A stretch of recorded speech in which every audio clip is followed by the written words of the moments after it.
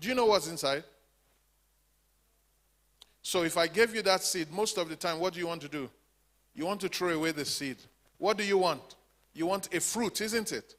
Because you feel, wow, the fruit is beautiful, the fruit is this, the fruit is that, the fruit is all that. Then you say, throw away the seed, give me the fruit. But where did the fruit come from? So you see women, they drive, they this, they that, they whatever, and you start wanting to be like them. Why? Because you are still seed, isn't it? Does the seed have everything? Yes. Is there fruit in the seed? Is there a tree in the seed? Are there flowers in the seed? Is there a nice fragrance in the seed? So what does the seed have to do? Not try and be like anybody else, but to do what? Grow. So your true value is not in role models, because the role models can be wrong. So normally you see when women make it in life, the first thing society says about them is what? What does society say about women when you see them driving big cars? What does society say? You said this, okay, you are too young to say it, so you are still good. What does society say about them, yes? Society says a lot of things. Mostly if they are not married, they say they won't get married because they have got... Okay, so where do they say they get the cars from? From men. So you see, they start labeling us, isn't it? And a lot of times, the people you want to use as your role models actually do those things. I'm just trying to establish to you that sometimes the role models you think are role models are negative. And those have you heard the word, this word?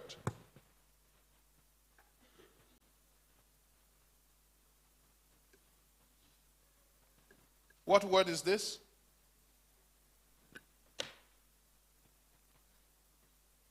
How do you pronounce that? Demoralize. So what does demoralize mean? What does moral mean? The accepted way of behavior of society. Okay, you've heard morals, isn't it? So when I'm demoralizing something, what am I saying? I'm reducing that thing to say, we can do it, it's not bad. So let me give you an example. When you watch television, and you watch Africa Magic, and you watch all those things, are those real people or actors? They're actors. So that's not real life. But you see them wearing bomb shots and boob tubes and all those things. And they go out and they do. Is that real life or movie? Is it real life or movie? So you now feel because you watch it every day, it's okay, isn't it? So you wear it and you go to City Market. What will they do to you? I can't hear. Talk. What do they do? You enter a minibus. What starts to happen from the minibus to city town center? Yes? They what? They will, I can't hear. They will gossip, okay? Malaka says they will gossip. You bigger girls, what will they do? They call you all sorts of names. What else they do? They embarrass you, isn't it? They start pulling you. They start all sorts of nonsense. Do you have a right to wear those things? Yes. But when you go into society, what does society say? You are a girl. We don't behave like that. Get back to your house. And sometimes they even abuse you. Isn't it? What has happened? Because you watch it on television, what has it done? It has demoralized that thing. Do you understand? That you feel, I can do it. Society doesn't matter. Blah, blah, blah, blah, blah.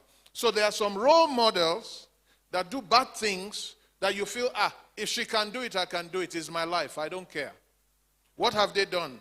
They've demoralized. So you feel, I don't have to go to school. All I do is just talk to a man, I'll get a car. What have they done? They've demoralized something. They've made you feel that thing is not as important as it should be. So you have to be careful the role models you have, because they determine the person you want to become. So your self-ideal is the person you want to become in your future. Is this making sense? How many of you, if you don't understand what I'm saying, just lift up your hand. You're not flowing, because I'm looking at your faces. I'm saying, who is coming on this journey with me? Who is not? Who is not getting it? You see, women are shy now. This place you have to be free, isn't it?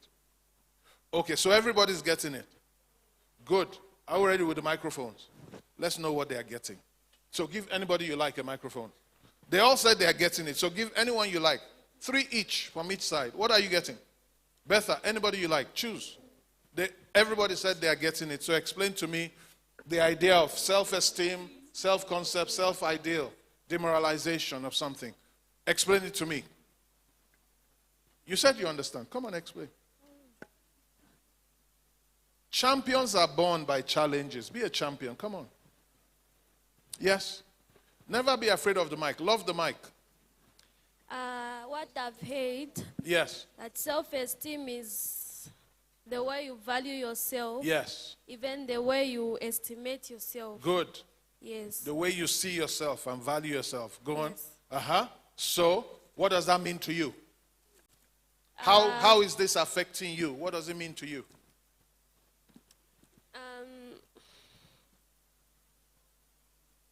Okay, you've tried. Give her a big hand. You've tried. She's done very well. Anybody else? Yes? Okay, what I've gotten is that I am a seed. Like my true value is not in my role model, but since I am a seed, I can grow. Fantastic. My self-ideal. Your true value is in discovering your true identity and expressing yourself. That's where your true value is. So one of the biggest, most important things in any woman's life is her identity. The first thing the devil attacked in a woman is her identity. And when you attack the identity of a woman, you are touching her core. You will not perform more than what you see yourself. I'm repeating it again.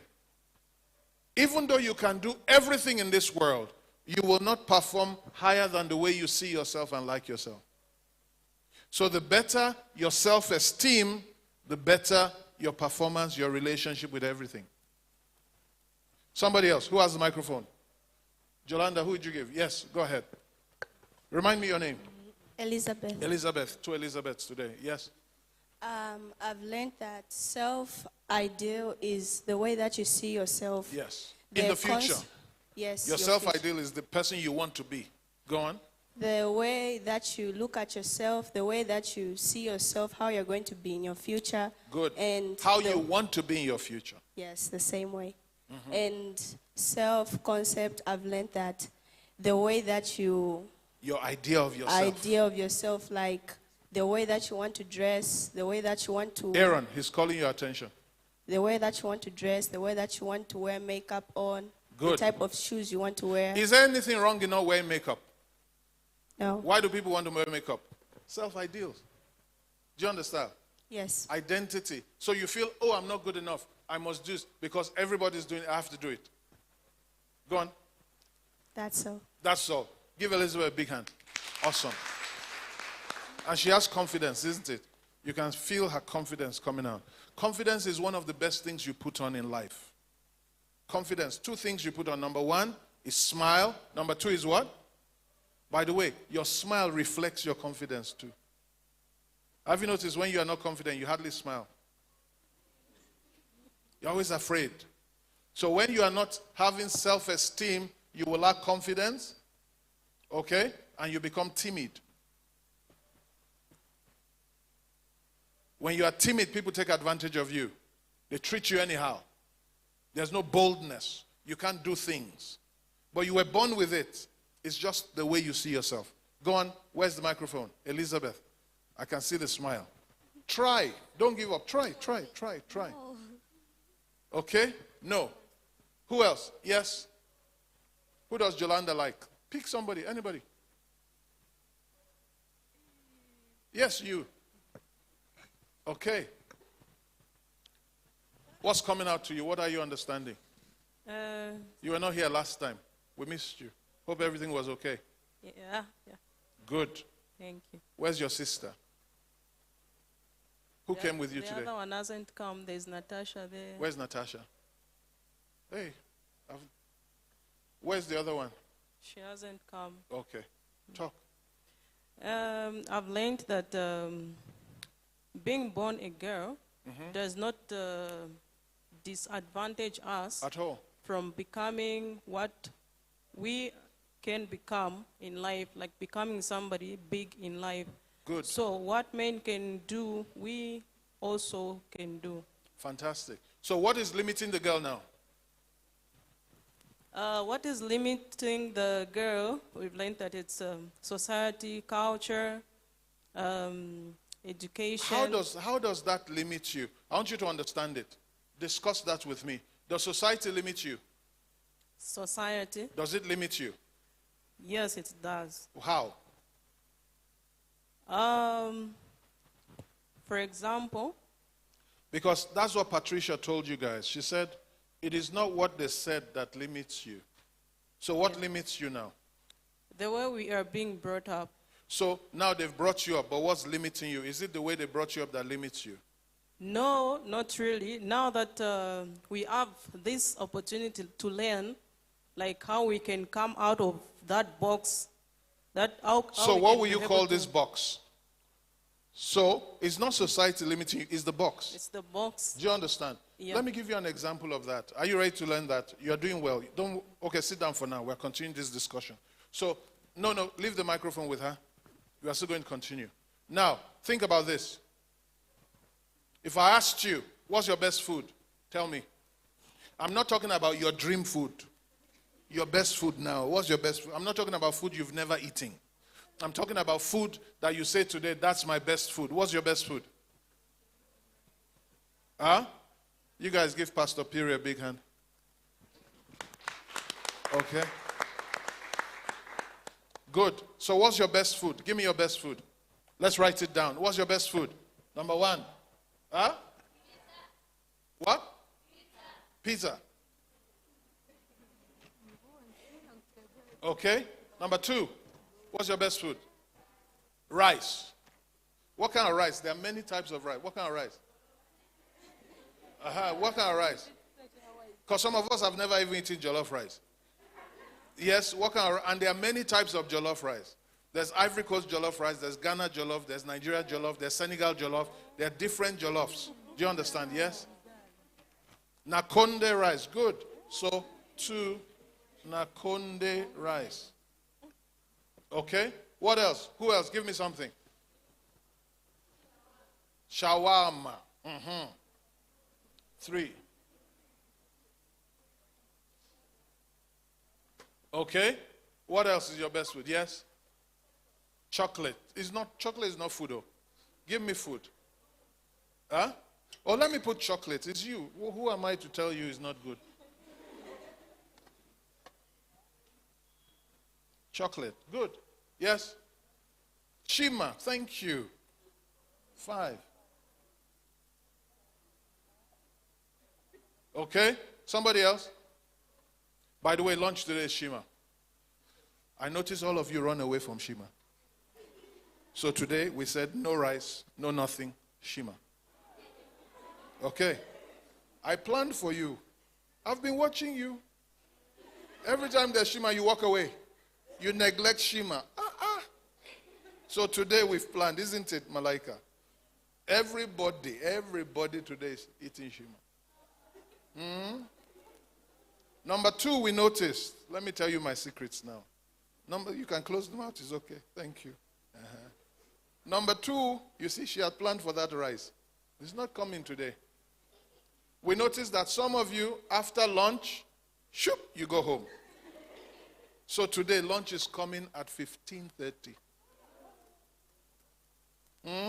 You are planning to go home. So we'll give you a snack after this session. Then we'll give you lunch at the end. So how long is your lunch? 1 hour, isn't it? So after your lunch, you can go home. Is that okay? We'll try today and see how it works. Okay? But we are studying you to see how is the best way we can serve you. So let's practice that. Okay? So now look at this. Look at this. So what goes with this for you? Pizza will have the toppings. Your rice, what do you eat the rice with? Chicken. Okay? So rice and chicken. I hope you didn't say rice and shawarma. Okay? Then your shawarma, of course, has what kind of shawarma? Beef, vegetable, Chicken, what? Chicken. So chicken. So everybody loves chicken here. Chocolate. What kind of chocolate? Dark chocolate, white chocolate? Yes? You like it. Ooh. Uh-huh. Brown chocolate. Okay. That's milk chocolate or dark chocolate? Dark chocolate. Dark chocolate is bitter. Are you sure you know what I'm talking about? Dark chocolate, that one, 70% chocolate, cocoa chocolate. That's the one you like. Okay, so dark. And that's more healthy, by the way. And your nsima, where does it go with? Chicken. Everybody likes chicken. And beans. Some people like beans. Okay? Now, let me ask you. Don't forget what we're doing. We're trying to say, what's this box? Okay? So now, we put all those things here. Imagine we put them here. Pizza, rice with chicken, shawarma, chocolate, shima. How many people have something different from that? How many people here have something different from those 5 things? What's yours? Sausage with what? With fries. Sausage and fries. How many people have something else? Yes? Hungry Lion, that's chicken and chips, isn't it? That's chicken and chips, isn't it? Okay, let's just put Hungry Lion, chicken, and chips. Okay? So it's chicken and chips. Yes, what else? Spaghetti. Spaghetti. Okay? What else? Yes? Sandwich. What kind of sandwich? Tuna sandwich. Okay? Anybody else? Something we haven't said? Yes? Shima with sausage. So shima with chicken, sausage, beans. Okay. Anybody else? I'm trying to explain to you what it means when you are in a box. I just want you to see that. Anybody else? Nobody else? Okay, good. Now, when you look at this box, think about the whole world. How many foods are in the whole world? Have you talked about octopus? Alligator. There's a restaurant in Kenya, they call it Carnivore. They give you every manner of carnivorous animal. Wildebeest, alligator, all those. They give you. You put up a flag on your table. As long as your flag is on, they keep bringing for you. Until you put the flag down, they don't stop serving you food. And what they serve you is these wild animals. All manner of them. Everything that is allowed to be a carnivore, they serve it to you. Of course, a lot of people won't eat. They say, there's a demon in the alligator or something. So, now, in the whole world, this big world, all of you here, this is your world. You're in this box. Do you understand? Is there food better than this in the world? But for all of us here, we are limited to this. Are you getting what I'm saying? So it's not society, it's not tradition, religion, custom that is the problem. The problem is those things come to shape. They come to shape your thinking. They shape your mindset. They shape your thinking. They shape your choices ultimately. So if they took all of you to a restaurant, a big hotel, and they say you should choose food, guess where you will choose? You will go to. You'll be looking for these. That's what you are in the box. You will not look for anything you don't know. Have you noticed what your box has done? It has limited your choices in life. Do you understand what I'm saying? So the way you see life is not based on the way life is. The way you see life is based on what you have experienced. So most of you, what you are saying to me is the only thing I've experienced is pizza, is shima, is beans. I've not experienced tacos. Tacos is Mexican food. I'm trying to see something that's far away from us. So if you go to America, you see a lot of Mexican food because Mexicans live there and they have Mexican restaurants, they have tacos. I've not seen somebody talk to me about chicken chow mein or something, Chinese. They eat frogs. They eat things like that. Do you understand? In fact, they eat anything. Yeah? How many of you eat snake? They eat snakes. How many of you eat dogs? Some people think dog meat is the best in the world. How many people eat alligators? They eat it every day. How many of you eat crabs? How many of you eat shrimp, prawns? You see, there's so much food, isn't it? But you are limited by your box. What is your box? Your mindset. And that's why I was asking the question there. It's not society that limits you, it's your mindset. What society, culture, tradition, family does is shape your mindset. So their limits, they transfer their limits on you. So you stop seeing life the way it should be, you start seeing life the way they showed you. Does that make sense? So if somebody came to tell you now that if you go to another part of Africa, the food is different, you won't relate because this is the food you know.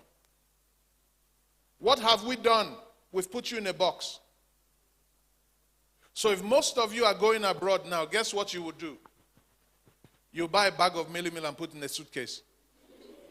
That's what your fathers and mothers do. They go and take chibwabwa. They dry it. They say they are taking it abroad. Don't they have food there? They are in the box.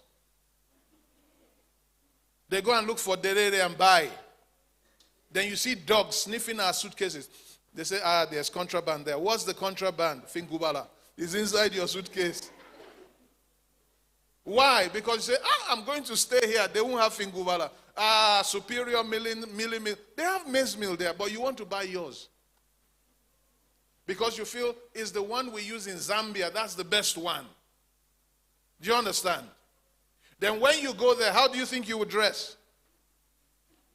Not the way they dress, but the way you were raised to dress. So the problem is not society. Problem is your mindset. The way you are raised. Isn't it? So what is it that frees you when you can open your mindset to accept new things and you can behave with... So the limit on your life is your mindset, the way you see yourself. And what we are trying to do is trace it to you. How did you get to seeing yourself like this? Because when you know that, you can change yourself. Is that making sense now? Did that help? Did this help? Yes? Good. Because we'll look at it now. So, you understand when they say you are thinking in a box. So the whole world can be big, but you're operating very small. Your thinking is very small because of your environment. And your environment is shaped by those things I gave you.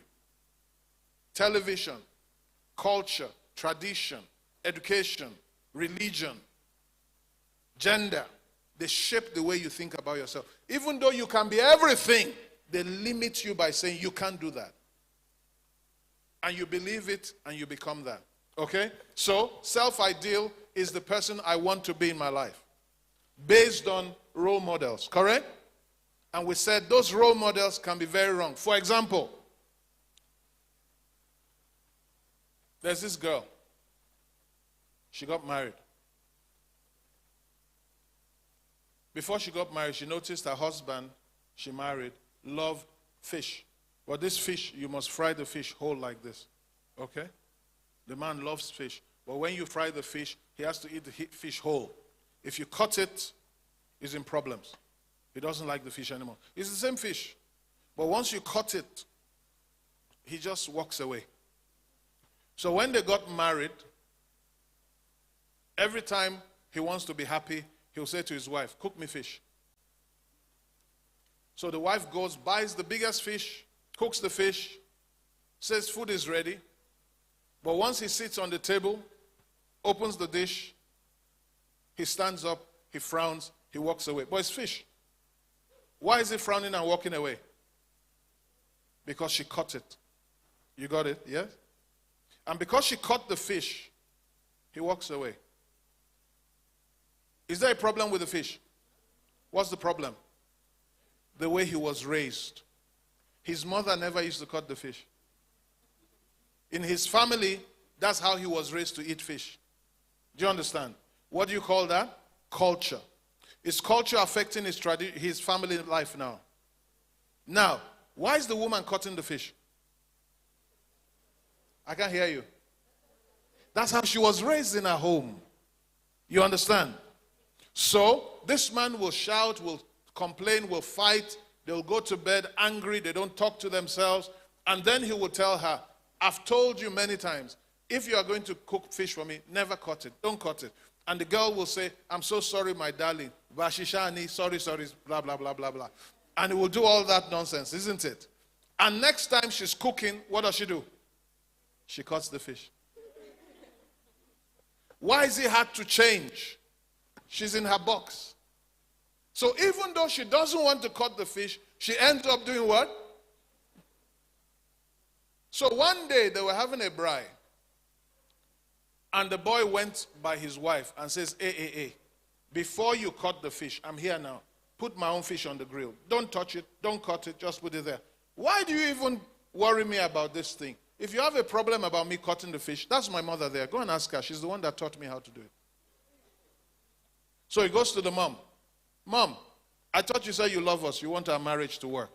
Why do you tell my wife to keep cutting my fish? It's destroying my marriage. Why are you interfering in my marriage? The mother said, I never told her that. Then the girl says, boy, you taught me that this is the way to do fish. Then says, oh, is that what you're talking about? It's not me, it's Mama, you're there. She's the one that did that. She taught me how to do it. That's how we cook it in my family. So the man goes to grandmother now and says, Grandma, why? What did we do to you? Why are you destroying my marriage? Because your daughter says she taught her daughter. How many generations now? Mayo is how old now is she? About how old do you think she is? The daughter is about 30 now. So how old do you think the mother is? Maybe 50-something. Because oftentimes, if you wait till normal, you will have your baby from your 21, 20-something, most of the time. But if you don't, you have your baby 14, 15. That's wrong. So tell somebody that's wrong. Tell somebody that's wrong. You can't be having a baby at 14, 15, 16, 17, 18. You're a baby, you need a baby. How? Can a baby have a baby? Don't worry, if you've made a mistake, no problem. We will help you through, isn't it? But you'd have never made a mistake. Never think about it. Have you listened? Have you heard? You wait till you finish school. You have choice, you have freedom before you go into that space. Why? If you have a baby before you finish school, it will affect you. It will affect your growth. It will affect your life. It will affect the best you can give. You must aim to give your children the best. Do you understand? Don't forget the question I asked you. Why are we doing this? Why are we doing well limited? Because you realize the most important person to the future is you, the woman. The way we raise the women determines the way we raise the men. The way we raise the men determines the way women are treated. And the world goes around. I'll show you as we go on. So now, if you look at that, grandma is here, isn't it? So he asked grandma. So grandma is about how old now? The daughter is about 30. The mother is about 55. Let's say 55. How old do you think grandma is? 80. So 80 years ago was when? Let's say grandma is here today. 80 years ago, what's her birthday? When's her birthday? 1940 something. My mother is about 80 now, so she was born 1943. So next year she's 80, isn't it? So let's say grandma is born about 1940. What kind of time is 1940? Men were free? Did they have gas cookers, stoves? How were they cooking their food? Yes. On a brazier. What kind of pots do you think they had? Did they have a lot of pots and options? In that Zambia, did they have microwave? Did they have grills? Did they have any of that? So grandma comes and says to them, sorry. I didn't know. I didn't even tell my daughter to teach her daughter that. He says, when we were growing up, we didn't have a lot. The pots we had were very small. So because the pot could not take the big fish, we used to cut it. Now, was it because they had a culture to cut fish? It's because they didn't have a pot to cook the fish, isn't it? Now, the next generation, what did they do? Can the next generation born 50 years ago was when? 1960 something, isn't it? Or 70 something. Yeah? 1973. 72, 73. Now, do you think they had bigger pots at that time? Yes. So could they fry their fish and do it whole? Yes. How come the next generation is cutting fish? Because this person raised this person, so they passed it on, isn't it? Now, this person raised this person. So what they did in 1943 is what this person is still doing in 2022. Why? Upbringing, culture, transferred by what? Mindset. So the mindset kept passing. So even though time has passed, 80 years has passed, they are still behaving the same way as they were being 80 years ago. Has society changed? Yes. Has culture changed? Yes. What is happening? Mindset hasn't changed. Now, if we don't do this with you, what do you think will happen to your children in the next 20 years? You will pass the same garbage to them too. So 100 years later, your children will still be behaving in the way that didn't work for you. Do you understand when I say it's not culture that is the problem now? It's mindset. Okay? So until we can deal with your mindset, you will keep... So let me ask you, how is poverty passed on? The same way, upbringing. So nobody's born poor, we pass it on. By what? Upbringing. The limitations on your family, you carry to the next generation. So this now is to help you, take you out of that box. Take you out of that thinking. And realize that you can be anything you want in life. You understand the concept now? That's what we're doing every Saturday when we come to you. Okay, so self-ideal. And we said be careful about your ideals because the ideals can take you 80 years backward, isn't it? So you have to interrogate it. Now, number 2, you have what you call your self-image. Have you heard of that before? Self-image. What does self-image mean? Again, self-image. Yes, Natasha. Microphone. Self-image. What does it mean? How you see yourself. How you see yourself. Now, what informs how you see yourself? Your self-image. What determines your self-image? Yes? The way you think about yourself. How? What determines that? So how you see yourself is the way you think about yourself, which ultimately leads to your self-esteem. But what determines how you see yourself? The way you see things around you. The way you see yourself determines the way you see things around you. But what determines the way you see yourself? That's what Patricia was teaching you this morning. She says people will come to you and say, you're good for nothing. People will come to you and say, you'll never make it. People will come to you and say, you're what? All those things you were saying. When I used to grow up, when I was growing up, I'm still growing up, but when I was a kid, you find that your parents will call you, your mom, your dad wasn't there. He was at work or somewhere. And dads don't pay attention to kids, isn't it? They just stay in their room or stay in the living room and they do their thing. And it's the mom that makes sure you eat, you bath, you this, you that, what. Now, my mom will say, visitors are in the living room. And then they'll say, bring drinking glasses and bring a drink. What do you think they say after that? When they tell you, bring drinking glasses and bring this thing, what they say after that? Yes? Huh? No, before they say go and play. They say bring drinking glasses. Huh? What? To greet the visitors. Good. But let's say you now put them on a tray. You're bringing them. What they say next? I'm talking about my house. What do you think comes next?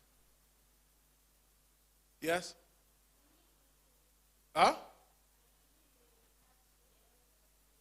Okay, so they tell you to kneel. Yes, all that. But there's something that normally, okay, in my family, a lot of times what comes is, don't break them. Have you ever heard that before? Don't break them. Now, once they say don't break them, what happens to you? You start being afraid, isn't it? And what happens sometimes? You trip, it breaks. Because you are shaking now. So the glass is now shaking as you are shaking, isn't it?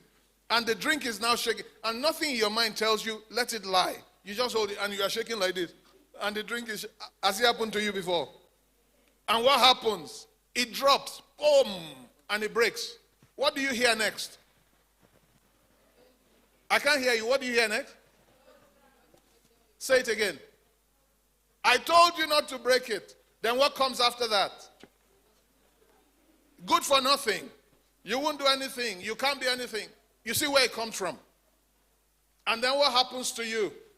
You are forming a picture of yourself now, your self-image. So even though you are the best in the world, you start believing that you are not good enough. So where do most people get their self-image from? The way people treat them. The way people talk about them. And guess what? You grew up in life with that. It now begins to affect you because your self-esteem is low, your performance and behavior is low, and you keep being afraid for people to call you that way. Guess what happens? You keep making the same mistakes, and people will keep saying the same things because this is the way you see yourself. So even if sometimes you go and say, I'm a good person, I'm the best, if you haven't changed your belief about you, your mindset, you will still do it. Even though you are saying it. Because you see, you are saying it with your mouth, but your belief hasn't changed. And guess what will start making you change your belief? When you start doing contrary and start seeing yourself doing results. But what this does is, it makes you hide. That's why most of you don't answer questions. You know why you're not answering questions? You are afraid that they will think of you somewhere. So your self-image makes you say, pass the microphone. Not me, not me, not me. And you are hiding. Why? The way you think about yourself. Did you see when somebody says, no? It's the fear of failing. The fear of somebody laughing at you. The fear of being rejected. That self-image makes you hide your potential. Makes you hide your gift. Makes you hide your ability. Makes you not try because your self-esteem and your self-concept. Now, the third thing, so you see the self-ideal here, isn't it? Then you see the self-image. And oftentimes this self-ideal is a standard you want to be. And this self-image is your present, your today, your now. So what happens is your self-esteem. So your self-esteem is a result of this too now. Are you getting it? So this is what you think you want to be. But this is what they say you are. This is how you are. You don't even know yourself well. So people start, have you noticed when you go to school, maybe you didn't read properly, you get a P or a C. What did they start telling you? They say you're an average student. You're a dull student. Have you heard those kind of things before? You know what they are shaping? They are shaping your self-image. So most of us now look at your self-ideal and you feel it's so far away and you feel you are rubbish. So what does it do? It makes you have a very low self-esteem. You now don't believe in yourself because you are now saying, look at who life is. Oh, everybody's driving. Everybody's this. Everybody's making A+. Everybody's all that. But me, I'm not good. Me, I'm this. So your self-esteem now is very low. So guess what happens? You start being shy to talk. You stop, when you see people talking, you hide. Because you think they will laugh at you. Because you think you are not good enough. Because you think they are all better than you. Most people that think that other people are more beautiful than those people. Guess why they think they are not beautiful? Their self-image, which affects their self-esteem. How many of this is making sense to you? Is it making sense? Now, where should I get my self-image and self-ideal and self-esteem from? How many of those people know you? I'm standing here talking to you now. How many of you do I know your future? What you are going to be in life? Do I know you? I don't know you. If you see a mango seed, if I didn't tell you it was a mango seed, you know what's inside. Do you know how many fruits it will bring out? Do you know how tall it will be? Do you know how many branches it will have? So none of you know you. So what is it you need to prosper and succeed in life? You need self-discovery.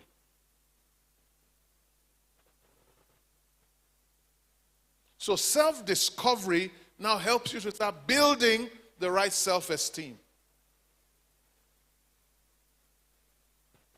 You know we've been doing personal development? Yes, in the last 2 months we've been doing personal development, correct? Are you with me here?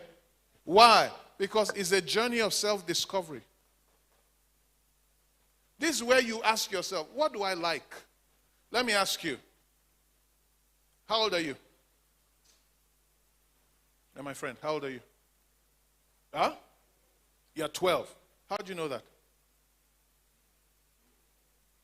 Did you hear what she said? She says, my mom told me. So if the mom was lying to her, she will believe it, isn't it? They said you were born on the 12th of July.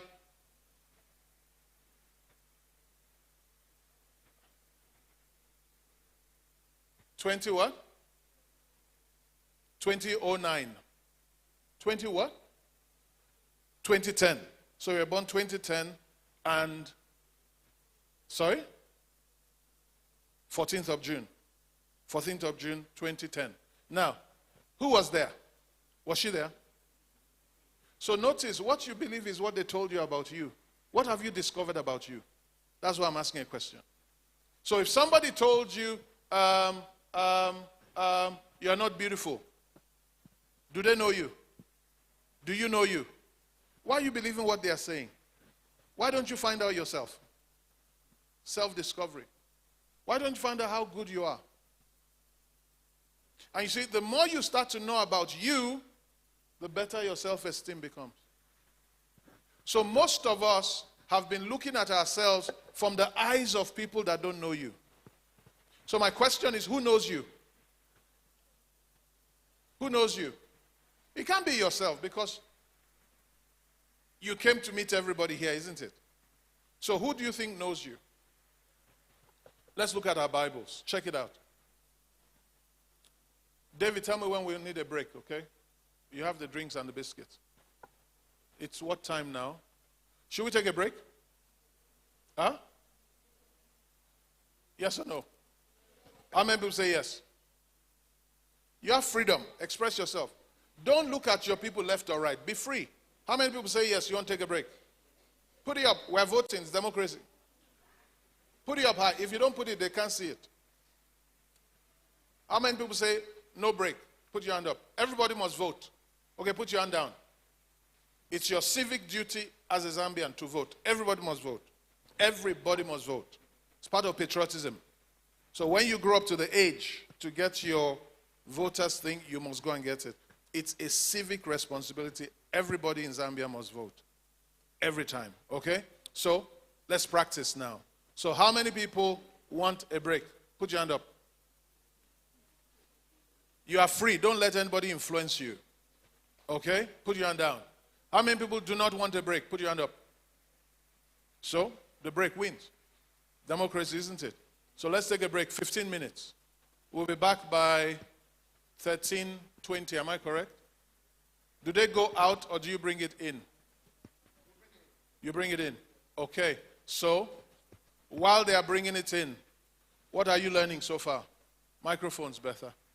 Where's Yolanda? She's gone? She's on a break. Okay, where are the microphones? Are boys allowed in this place? Betha, are boys allowed in this place? Why are the boys here? Because the girls won't be free to talk to themselves. When do you see girls come when it's boys? Who wants to hold the microphone? Huh? Who wants to hold the microphone? A girl. Uh-huh. Boys, we can give you lunch if you are behaving nicely with Pastor Violet, but this is a girl thing, isn't it? So please, can you get your boys to excuse the girls, please? Okay. Lunch is at 15:30. After which break? Mona, can you tell your boys to please give us... Thank you, boys. Serve the girls. And you can take a drink and biscuit and wait for lunch. But this is girls' talk.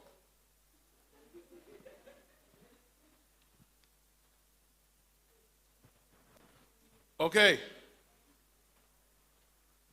Good. What have you learned so far? And you can relate it with your life. The things we said, probably some of them reminded you of things that have happened to you before. David, are you giving drinks or water? I thought water is coming for the food. Okay, they're mixed. Okay, good. All right, who wants to talk? What are you learning? What have you learned? So far, what have you learned? You are free. Yes. And don't forget, remind us your name every time you're talking.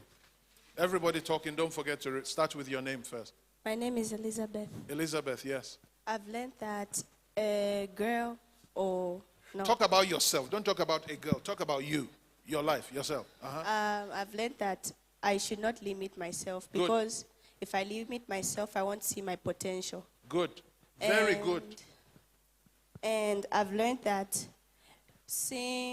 discovering yourself, seeing your self-image and your self-ideal, it's like discovering something about you, a part of you. Good. If you discover these things, you go far and you see more things wonderful. That will make you grow and be better than boys. That is fantastic.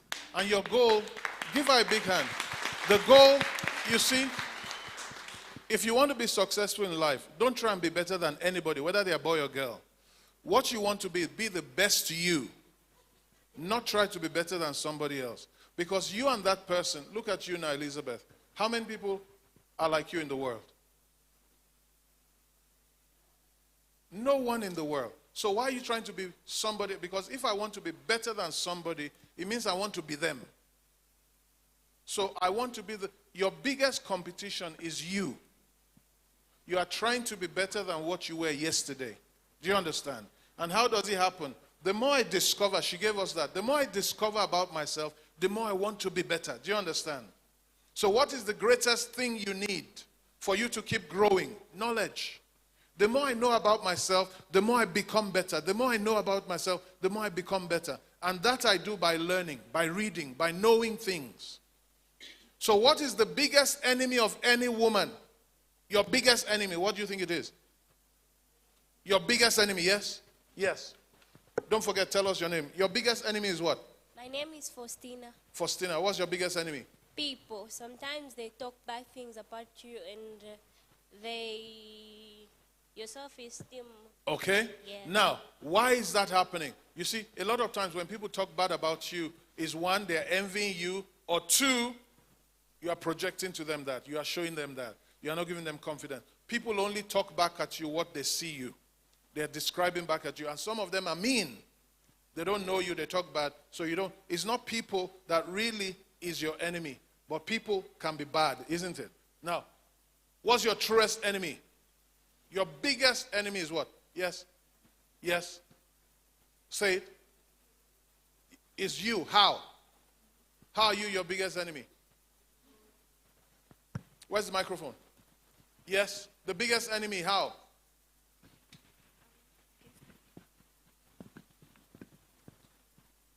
It's up to me to refuse what other people are talking Very about. good. So did you get that, Faustina? It's up to you. They can say anything they like, but it's what you believe that affects you, not what they say. What they say will never affect you. It's what you believe that affects you. Learn this today. Whatever people say or do does not affect your life. The only thing that affects your life is what you say and what you do. You are the one in control. Okay, Faustina? So know that. And that doesn't mean people are not mean. They are mean. But you get over that. Okay? Cool. Let me give you quickly because you have a break. Your biggest enemy and your biggest weakness. Yes? I feel most of us... You didn't tell us your name. Tell them, everybody your name. My name is Petronella. Uh-huh. Yes. Okay, I feel my biggest enemy is fear. Fear. Because if I'm Good. afraid, I'm not able to conquer what Good. I'm aiming for. I'm Good. not able to achieve my goal. Fear is the outcome. So fear is an attitude outcome. Do you understand? Yes. But what is causing the fear? It's like what she said. The biggest enemy is me. Me. What is causing that? Why? Yes? Elizabeth, yes? You see, this is good. Try. You are building yourself. You are learning. You are growing when you answer. Yes? The way I think about myself. Good. So the way you think about yourself, your box. What is the biggest thing that is a woman's enemy?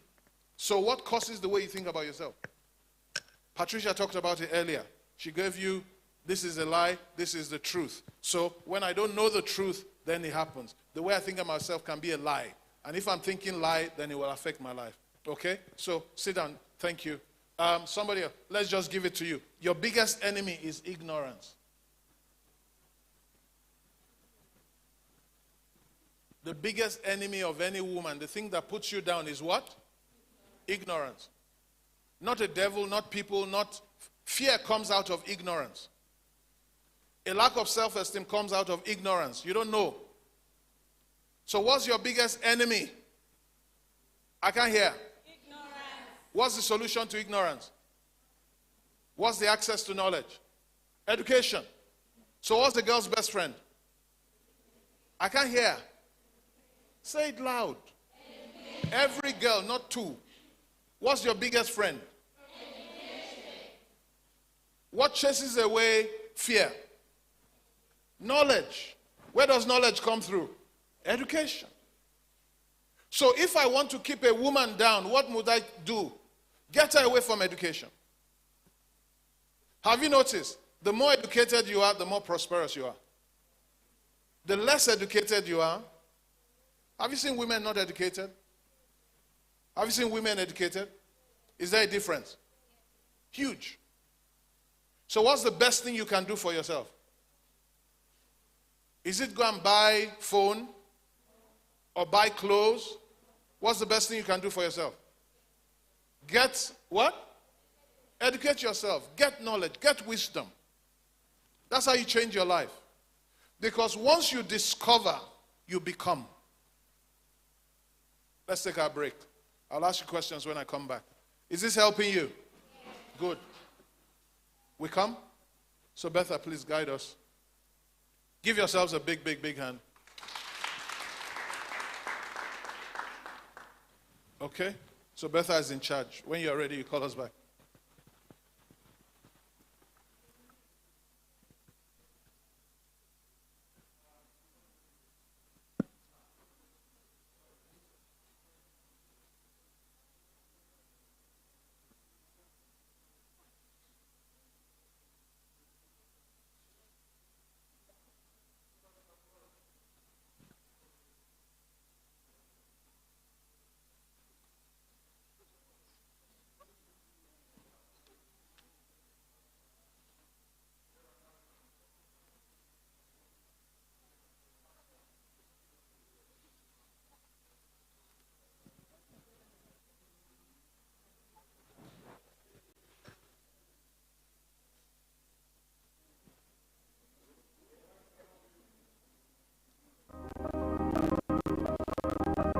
And opportunities worthy of their promise. If we want to give them that sense of limitless possibility, that belief that here in America, never before. Media catchphrase, the U-turn. I have only one thing to say. U-turn if you want to. The ladies not for turning.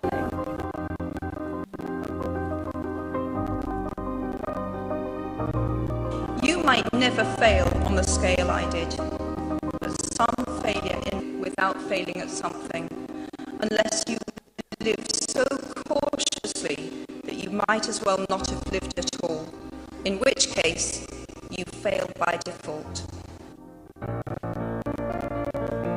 Each of us must truly be a woman in the world.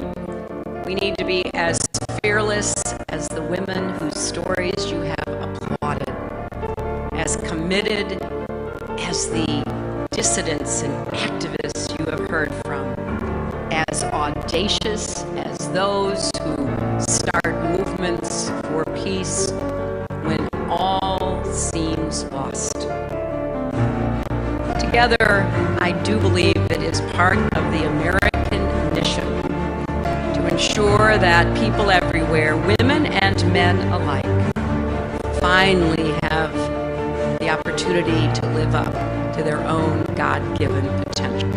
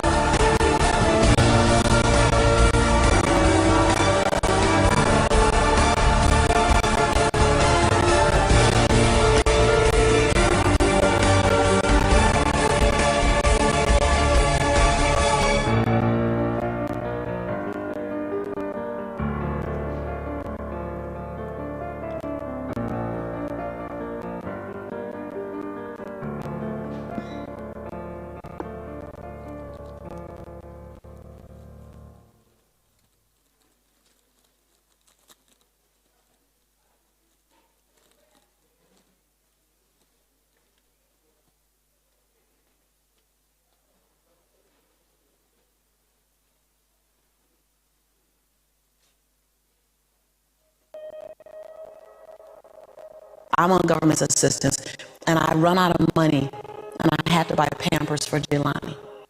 And I had $11.42 in the bank. And I remember wrapping my son in a towel for 2 days. I remember the second day, like you said, I had my hand on Jelani's stomach, and I said, "Don't worry, baby.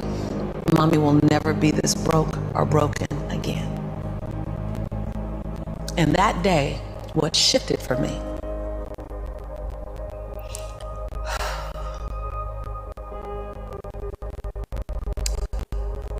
was I was willing, and I don't know if this is going to sound crazy, I was willing to completely die to any form of me that I had been so that I can birth the woman that I was becoming. The reason why a lot of people won't become who they want is because they're too attached to who they've been. And you hear it all the time when people say, "I've always been this way." Okay, well, if that's working for you, keep doing that. I knew it wasn't working for me any longer. I had hit my version of rock bottom. So I was willing to let go of everything and everybody. See, another reason why people won't get there is because the doorway is for you to fit through. You're trying to carry everybody else through because you're trying to be Rescue 911. And you got to rescue you first. I am much more valuable to my family and to my community because I was willing to let them go through the door myself, teach myself, learn myself, condition myself, and then come back and get them. I'm much more valuable to them now. But I had to go through a window time of 10 years of judgment. You leaving us, hanging out with white people all the time. You going to these crazy countries. We don't know what you're... I had to be willing to allow my conviction to make me inconvenienced. See, we want to grow, but we want to stay liked by everybody. I was willing to be my own rescue at the risk of your approval. But most of us aren't like that. Facebook is an example. We want to be liked. Well, I woke up and I liked myself today, so your like is extra. My job is to like me first. I was willing to say every day, "Lisa, you like you? Lisa, are you proud of you? Lisa, are you playing full out?" Every day before I checked in with anybody else. I was willing to inconvenience my entire life. My entire life. I was willing to disrupt my entire life to buy my future, to buy my possibility, to give my dream a chance. See, we're not supposed to tuck our dreams in on the pillow when we get up in the morning. We're not supposed to leave them at home and go and fulfill somebody else's dream. We're not supposed to do that. That's not what we're wired to do. That's not who we are. Your human spirit doesn't care about the economy. The human spirit doesn't care that my son's father went to prison. The human spirit doesn't care what's happened to your family. The human spirit doesn't care about the past. You may have been molested, or your family may have been broke, or you may have been betrayed, or you may have a divorce. Your human spirit doesn't care about any of that. Your human spirit simply says, what's our command for tomorrow? What do you want to create? It's not keeping score. Your brain is keeping score, because your brain is designed to keep you safe. Your soul, your intuition, your human spirit is designed to make you soar. When you get to the edge, your brain will always tell you to step back. It's always going to tell you to step back, because you can fall. Always, it's going to tell you to step back. Because before you fell, the last time you did this, you saw someone else fail. You could hurt. You could be off work. It's going to tell you it's designed to keep you safe. So you have to be willing to play between your brain and your soul. And on some days, you got to just listen to your soul. And you got to say, I'm going to leap. I'm going to get to the edge. Most people are at the edge, and you're sitting at the edge, and you're watching everyone else fly. That's Pimp My Ride, Watch My Crib, all this stuff. You know, watching people's lives on Facebook. You're at the edge, watching someone else live, wondering what it's going to be like when you jump without ever jumping. And I'm just here to tell you, jump. Because only three things can happen. You're either going to jump and fly, or you're going to jump and fall on something soft, or you're going to fall down hard. Either way, you're going to get back up. You already know you got what it takes to get back up. Your greatest fear is not that you will fall. Your greatest fear is that you will live a full life and never fly. That you never leaped. You're not afraid of dying. You're afraid of dying before the world sees who you really are. Before they really get your fingerprint. Before they really feel your breath. Before they really get your contribution. Before they really feel you. That's what you don't want to happen. You don't want to leave this place without us knowing you were here. All I'm doing is giving my dream a chance. And I'm not extraordinary. You don't get off the hook. You don't get to be let off the hook. I'm an ordinary woman who chooses every day to make one more extraordinary decision.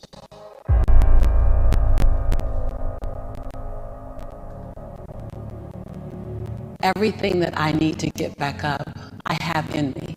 If I don't have what I need, I can go get it. Once I figured that out, the world was my playground. The question was just, where do I go get it? I don't know about that. Where do I go get it? Right. And I don't come from a learning background where I was a great student. I wasn't, my highest grade in school was a C+. And when I got a C+, I did the happy dance. And so I didn't have a background where studying was natural for me. But when I realized that if I go study something and I learn it, I own it, it's mine now, man, it was crazy, because all through school I struggled. The last time I took an English class, my English teacher told me I was the weakest writer she ever met in her entire life. Lovely.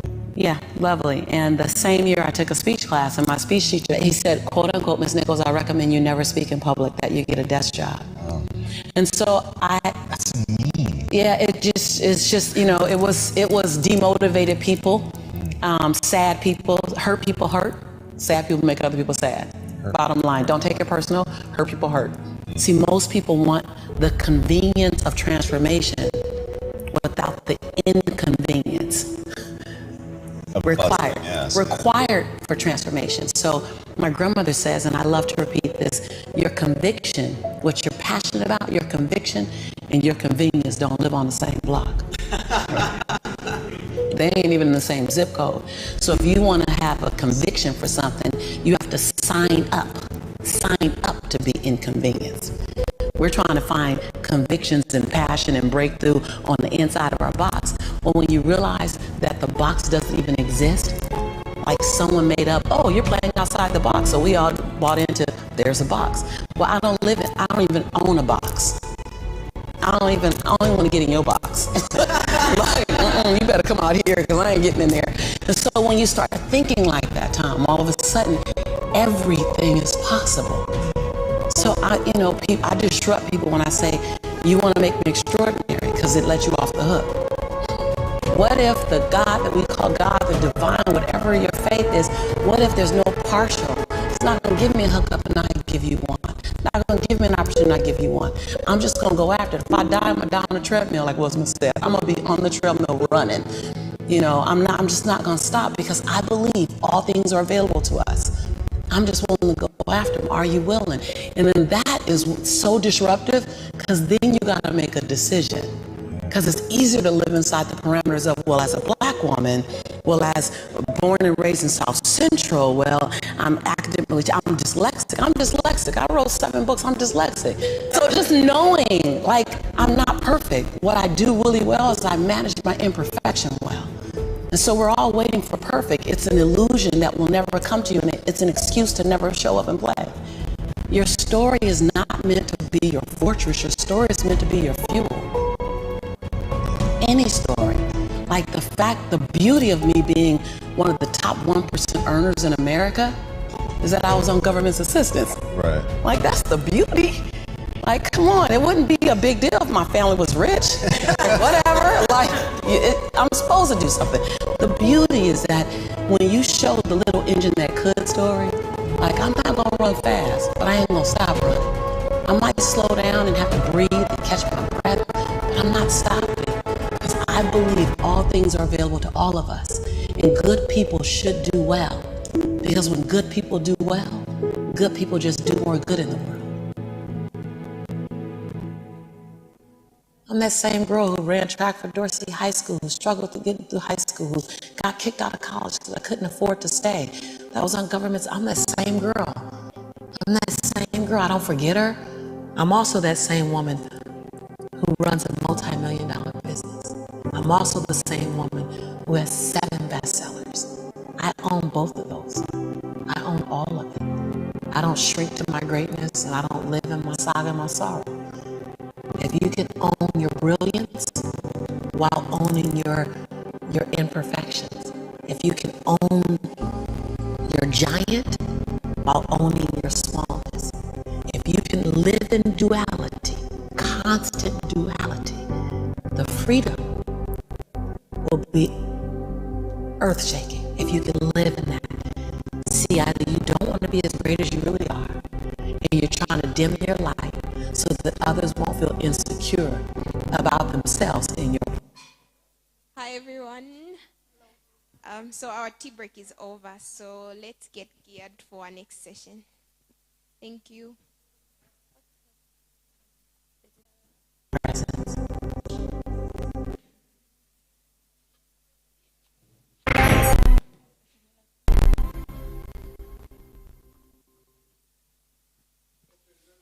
So I love the conversation that we get to have.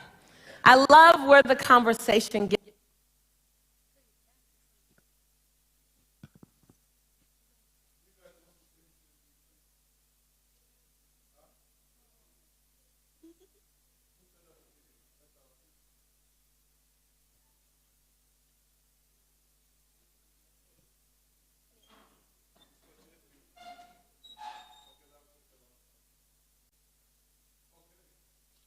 Are we ready?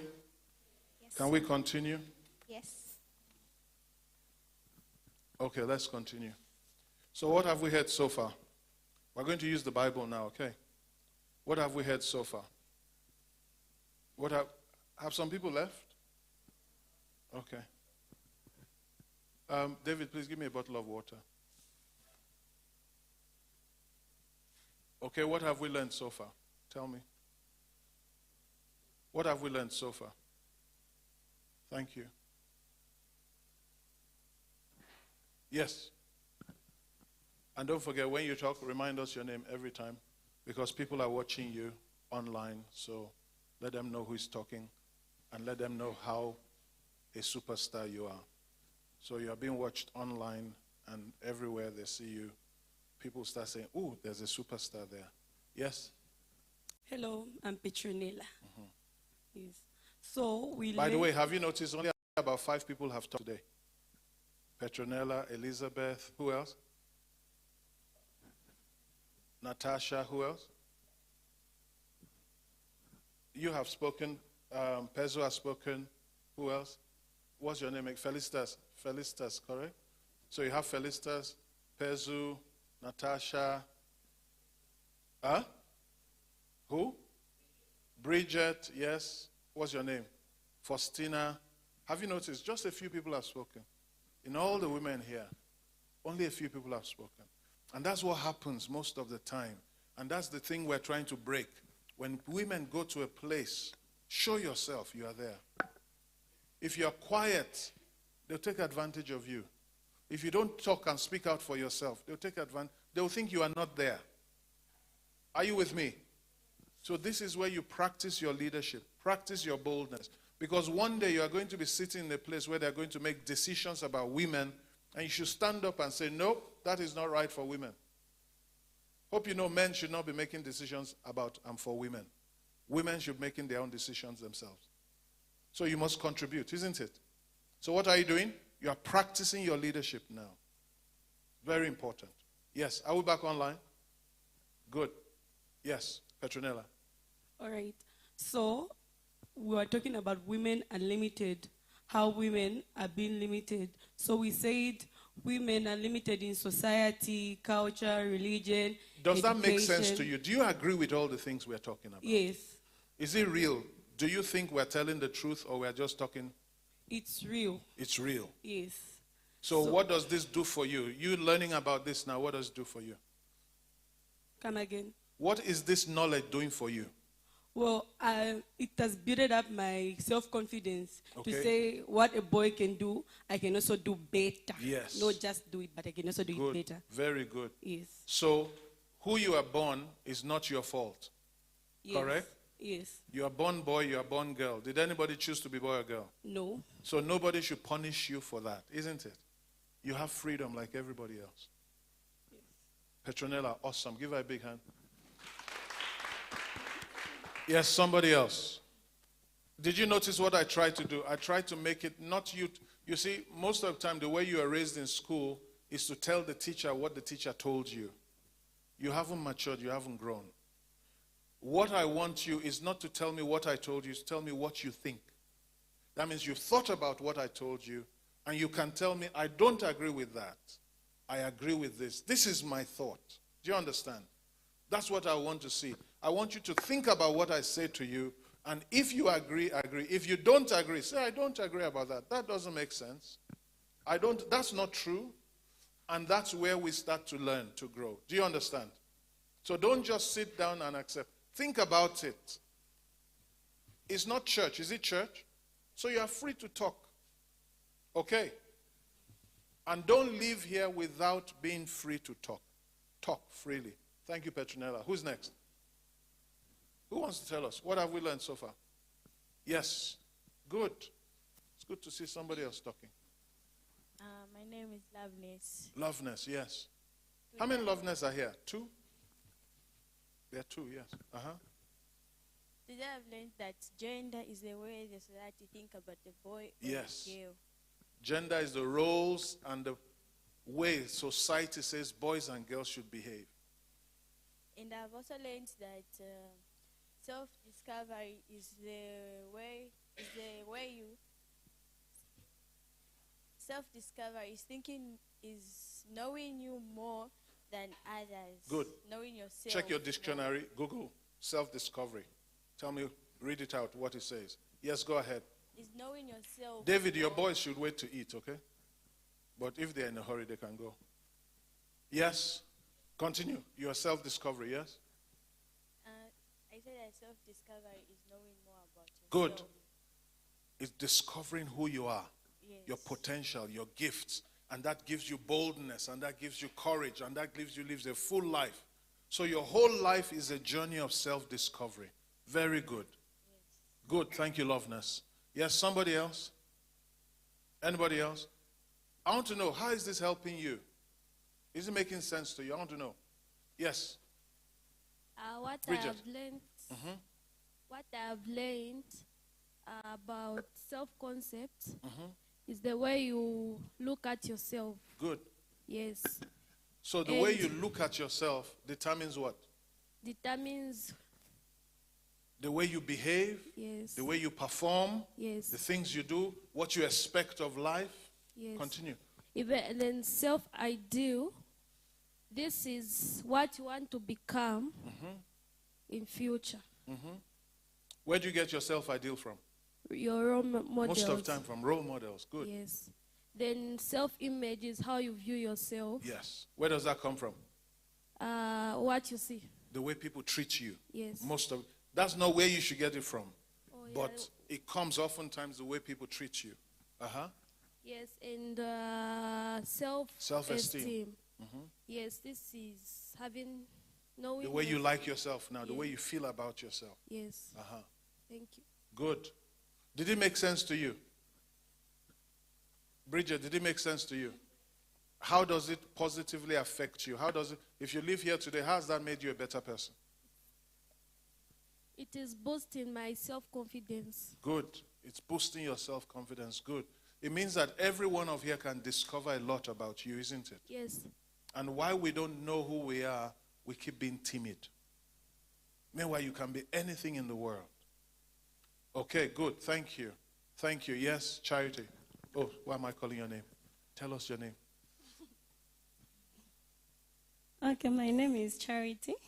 I've learned about self-esteem, which comes as a result of self-ideal and self-image. And I self-esteem. can give a practical example of myself when I was in secondary school. A lot of people, including my family, they used to laugh at me. And some of the people in my class used to say, she doesn't know what she wants to do in life. Just because I was the only girl who, we have two sciences, the combination of physics and chemistry, which we call science, and 1-1 physics and chemistry, which we call pure science. So I registered under pure science, and I was the only girl amongst 10 boys. So people started talking bad about me, saying, you won't even pass because pure science is very difficult. Why didn't you go for the normal science? I used to get that, and the treatment I used to get from people, it started bringing me down now. I used to think a lot about that instead of me focusing on my studies. Even when I'm studying, I had that in mind. What if I fail? Since people are saying this So to fear me, was there. how am I going to do it? To tell you the truth, that my self-esteem was really down. So I couldn't pass the way I was supposed to because I was facing some limitations from how people were treating me.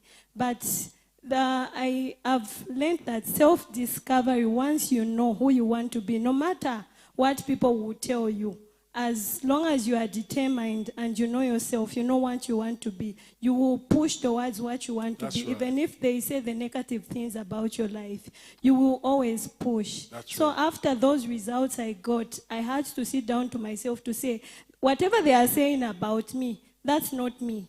I have my own things that I want to do, and I know myself better than them. So if I put my mind to it, everything that I want will really come to That's life. right. And here I am. I'm better than I was then. Fantastic. Fantastic. Give her a big hand. Did we give a big hand to the other people that have talked? Can you give them a big hand, please? Good. Self-discovery. Read it for us. What does self-discovery mean? Okay, so it says self-discovery is the process of understanding your true self, your values, your needs and wants, even what food you like and dislike.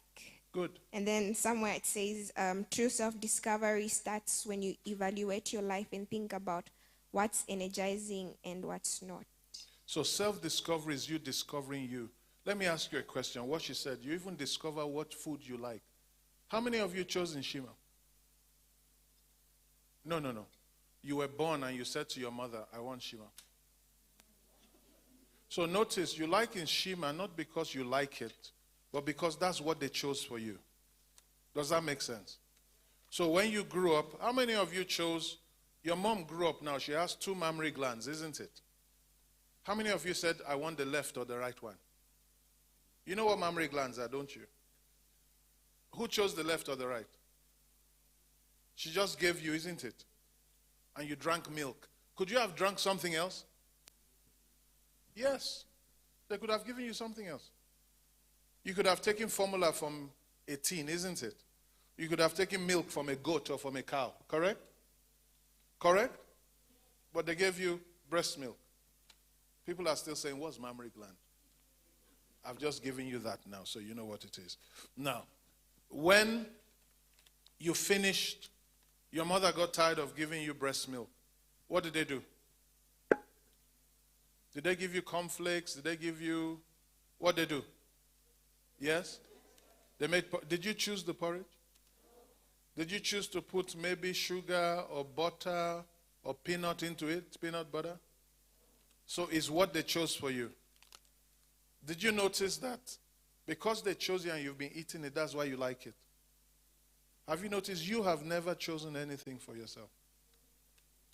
Maybe the thing you've chosen for yourself is pizza because you say, oh, we don't have it in my house. So, pizza, pizza, pizza, pizza. By the time you have your own money, you realize you won't even buy the pizza. Now you like it because it's novel to you. It's not because you really like it. It's because part of your self-esteem tells you, oh, if I eat pizza, I'm a big woman. It's not necessarily because you like it. It's the idea of it that makes you say, oh, I like pizza. So self-discovery puts you in a place where you start asking yourself, what do I like? Who am I? Why do I do what I do? Do you understand? And you start discovering, really, I don't like Shima. It's like when I see my son. When it's his mom, Shima. When it's his dad, anything he likes. So I find him, he runs away from Shima. Why? That's all mommy gives me. So I need a break, isn't it? That's why all of you girls run away from Shima there. Because you say, that's what they give me at home. When I go home, I'm going to eat Shima. Please, can you give me rice? And chicken. Isn't it? Because when you're at home, it's vegetables or beans. So if there's chicken, please, can you give me chicken? Correct? Good. So notice what we are saying to you. Most of the things you are is not because you chose them. It's because that's what society called you. So self-discovery is you taking time to find out, who am I? What do I like? What do I want to be? What do I want to do? What do I want to have? What kind of life do I want to live? Then you start designing your life to that. Does that make sense? So look at, open your Bibles now, let's go. Because we asked you, if people don't know you, how can they tell you who you are? How can people that don't know you become your role models? Because you must model after something. Who is the best person to help me to discover myself? On my journey of self-discovery, who is the person to help me discover myself? So look at where the problem is. Go to Proverbs 22. Are you in Proverbs 22? Yeah?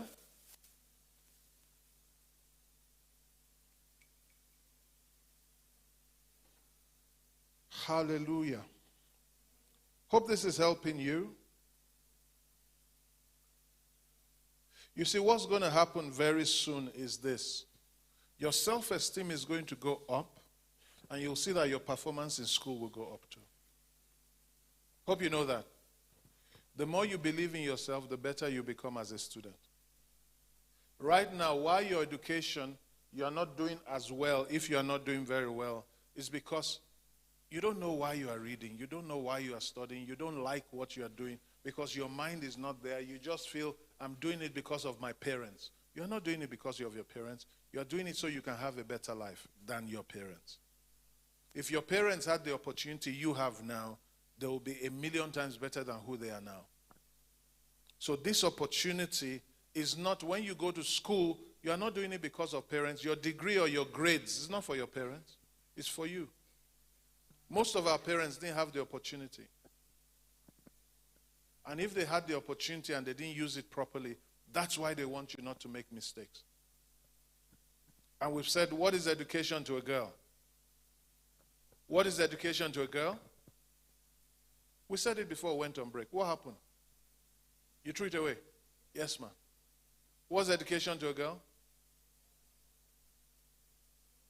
It's a girl's best friend. And it's what?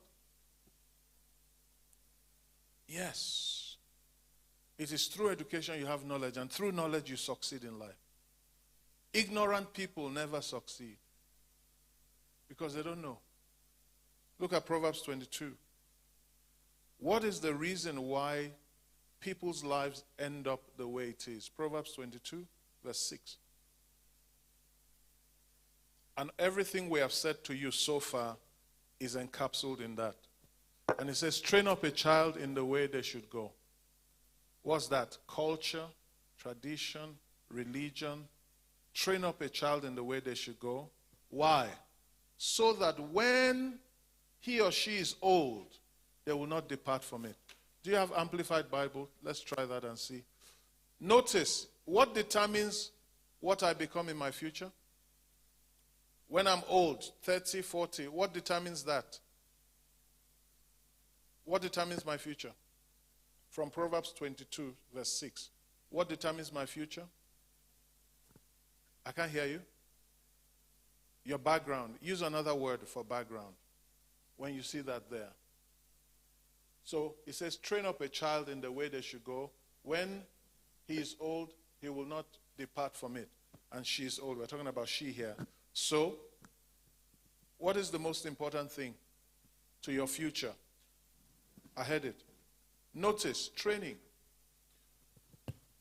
If somebody is poor, why are they poor? They were trained to be poor.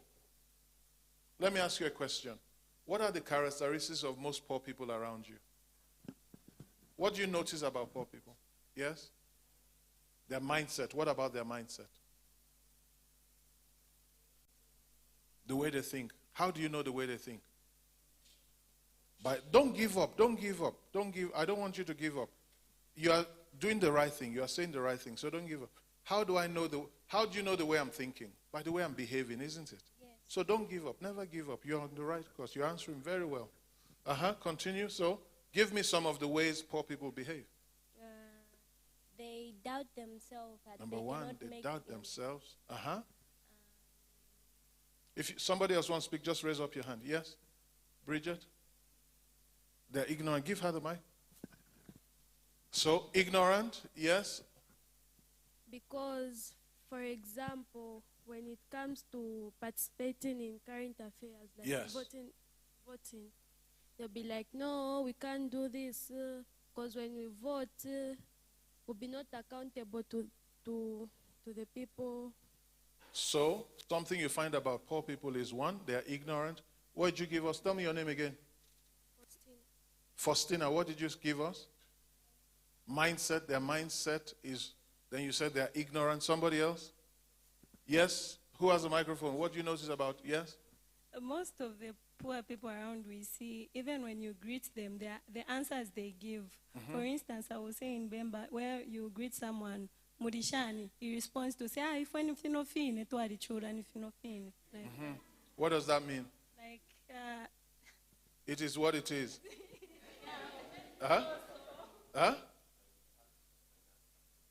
We're suffering. Okay, good. Good. So notice, where did they get all that from? We told you like the woman with the fish, isn't it? It's the way they were raised in their homes. So notice, is anybody born poor?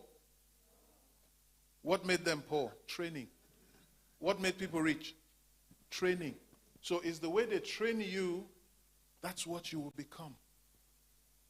So if I train you that girls are to marry, they don't need to go to school, maths and science is hard, oh, you are a girl, you can't do that. What am I determining now? Your future. In your future, that thing's going to affect you. So if I raise you now with porridge, from porridge to shima, porridge and shima, is there anything different? It's the same thing. One is just liquid, one is just solid, isn't it? So, all my life, what will I eat now? The same shima till I die. Why are you eating shima every time till you die? Training. It's not because you like it. It's because that's how they trained you. So when you are old, when you now go to work, you come back, what's the first thing you are looking for? Why? Training. Why do you think people shout and fight and argue? Because when they were growing up, every day of their life, they saw their mother and father quarrel, fight, argue. So you see people when they get married, they say, all wives behave like their mothers. And all husbands behave like their fathers. Do you know why? Because that's what they saw every day. How do children learn? Not by what they hear, by what they see. So, have they been training you? Have they been training you your home? The things you see every day. Who do you think your role models are? The people you see every day. So, if you don't know it, they're already programming you for a future. And guess what? You haven't chosen that future yourself. So you see, marriage is breaking up. Why are marriages breaking up? Because when they were young, nobody trained them. They didn't see their parents. How many of you have seen your parents hold their hands? How many have seen your parents kiss? You've never seen it, isn't it? So then you now come. Look at you now. You now come to marry. You are now married. You say, kiss me. He never saw his father kiss his mother. He doesn't know what that is. No, don't worry. When his boyfriend is not boyfriend. Boyfriend is boy enemy, actually. Because what he wants is sex. It's not you. So that's boy enemy, isn't it? Is boy what? Because that's what he wants. Not thinking about you. He's thinking about sex. Do you understand? And all of a sudden, he wants to kiss. Go and ask people when they get married. They have to apply to their husbands to kiss. They have to do application. And sometimes it's once a year, on Christmas Day. That's the only time. So people say, he doesn't love me again. He never was raised to do that. What do you think they see in the house? They see the man beating the girl, isn't it? You see the one beating the wife. Somebody was saying, because of what I didn't do, they beat me. And because they didn't see me crying, they say I'm a devil. Did you hear that this morning? So that person goes away thinking, I'm a devil. But you see, when you see a man beating a woman, what is that man doing? To the son, you are demoralized. You know the word demoralize? You are demoralized. You are saying to that boy, it's okay to beat girls. Correct? And then you are saying to the girl, it's normal for a man to beat you. It's part of it. So when you get married, if they beat you, what will you say? It's normal. So violence to you is, okay, let me try and make him happy so he doesn't beat me. Because if they tell you, oh, the man beats you because he loves you, that's crazy, isn't it? And they tell you, oh, it's Chipikisha Club, is normal. It's not normal. What are they doing? They are training you. So when you see people arguing and doing all that, where did they learn it from? From when they were kids. When you see people stealing and hiding money, all these officials you see stealing money, where do you think they learned it from? When they were kids. Train up a child in the way they should go, so when they are old, they won't depart from it. So if I want female leaders tomorrow, what must I do? When? Now. So who are you? You are the girls that will show the next generation of Zambian girls how a woman should be. What a leader should be. The more they see you, the more they feel I'm unlimited. Do you understand? Now, what you see is this. If your mom wants something, she has to go and beg to get money to buy lotion. She has to beg to get money to this. She has to beg because the way they were trained is that a man must give you everything. Your husband, isn't it? That means if you are not married, you are in trouble. Correct? But now, if you learn that you can earn anything by education, what do you think the next generation, your daughters, what do you think they will see? They will see an empowered woman, isn't it?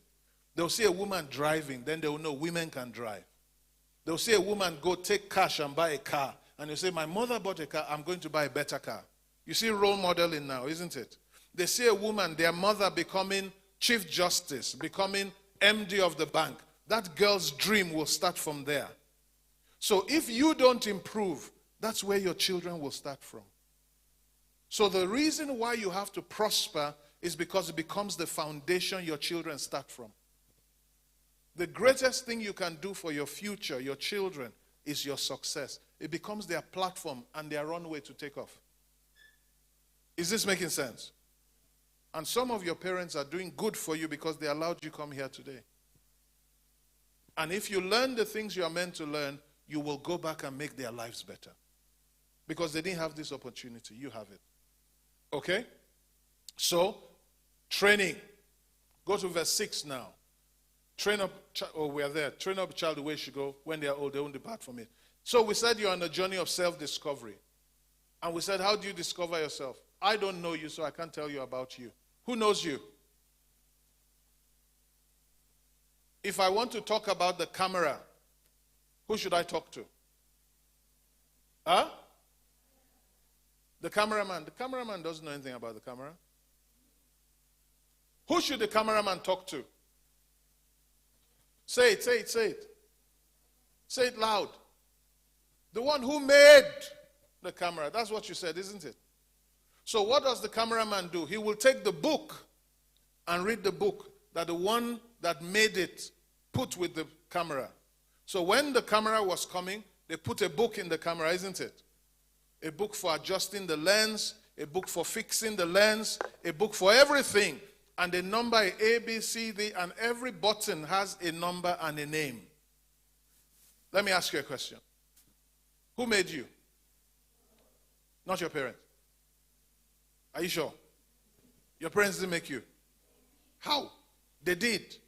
Yes, they did. They contributed. Guess what your parents did? They didn't make you. They only gave you a body. They gave you what? So what you get from your parents is what? Your body, your mindset, the training, the mindset. So the training limits you. It gives you a mindset that may not be yours. But the real person that made you is who? Let's look at that. Jeremiah, open your Bible. Jeremiah chapter 1. You are playing with this, your thing. You are not listening. You see. And your friend is listening. You are saying, you look at me now. Look at me. You see. She's playing with her rope and her thing. And the friend is saying, I'm busy. She's saying, can you look at me, please? Okay. Don't worry. You're free, okay? Just enjoy yourself. Jeremiah chapter 1, verse 5. Look at what it says. It says, before you were formed, before I formed you in the belly. That means you existed before you entered the belly, isn't it? Notice what it says. Before I formed you in the belly, I what? I knew you. So, before you entered the belly, you existed. That's what that means, isn't it? So do your parents know you? When did your parents know you? When did your parents know you? Huh? So when did they know you? When did they know you? They only knew you. That's the same thing she said. So you were only known by your parents when you came out of the belly. You get that? So you are saying the same thing. So, did your parents know you before you were born? Did your parents know you before you entered the stomach? Did your parents know you the reason why you are coming on the earth? Who knows the reason you are coming on the earth? So we've established, therefore, your parents didn't make you. Because God is saying you existed before you entered the stomach. Correct? So, before you were formed in the womb, I knew you. Then it says, before you came out of the womb, I sanctified. That means I set you apart. And I ordained you. That means I appointed you to be, to Jeremiah, he was a prophet. We are going to look at it concerning the woman. Okay? So, when did this person start to exist? When they were born or before they were born? Before they were born. Correct? Let's look at another scripture. Psalm 139. Psalm 139. We're looking at verse 16. Let's focus on 16. If you have the Amplified Bible, it will help. Psalm 139, verse 16. If you have it in your Bibles, you can read it. If you don't have it, that's fine. I'll read it to you. So, Psalm 139, 19, 16, you see, this is David talking to God. He says, you saw me when I was formless. So, did you exist before you had a form? Yes, that's what David is saying. He says, God, you saw me when I was formless. All my days were written in your book and planned before a single one of them. What is David saying here? Even before my birthday on the earth, you've written out everything I will ever do in my life. So who knows you? Has he written your life out? So notice, when I start putting you in the box, before I put you, you understand the box now, don't you? What should make me put you in a box? I must first know who you are, isn't it? Now, think about this. Are any of you the same? So can I raise all of you the same way? Now, I have Chihuahua seed, Calembula seed, mango seed, orange seed, guava seed. Do they grow the same? Do they produce the same? So should I treat all of them the same? So the problem is this. We keep batching you together and treating all of you the same. So we say to you, once you are 6 years old, you start school, isn't it? So what have we done? We don't care whether you like football or like cooking or like president. We just say, all of you, grade 1. Correct? You like it or not? At 7, grade 2. At 8, grade 3. At 9, grade 4. At 10. So, and then they determine who you are based on A, B, C, D. 60, 70, 80, 90, isn't it? So if you get 40, what do they say? You are useless. Is that what God thinks? Did God have a plan for your life before you were born? So if you are a wise person, if you want to do self-discovery, who should you be talking to? So the first person you should, just like the cameraman, you're not a cameraman, just like Pastor Musonda will look at the book. What book should you be looking at to know you? Because the Bible says every day was written in the book. So there's a book about you. Isn't it? So when I read the Bible, what am I doing? I'm trying to know the person that made me so I can know me. Because until I know God, I can't know me. Now, do you think I know a lot of things? Me. Do you think I know a lot of things? What do you think? You think? Now, if you don't know me, can you ever know what I know? So if they want to keep everything I know, is what I know helping you? I'm asking you, is what I'm teaching you, what I know, is it helping you? Do they teach you that in school? Have you heard it anywhere before?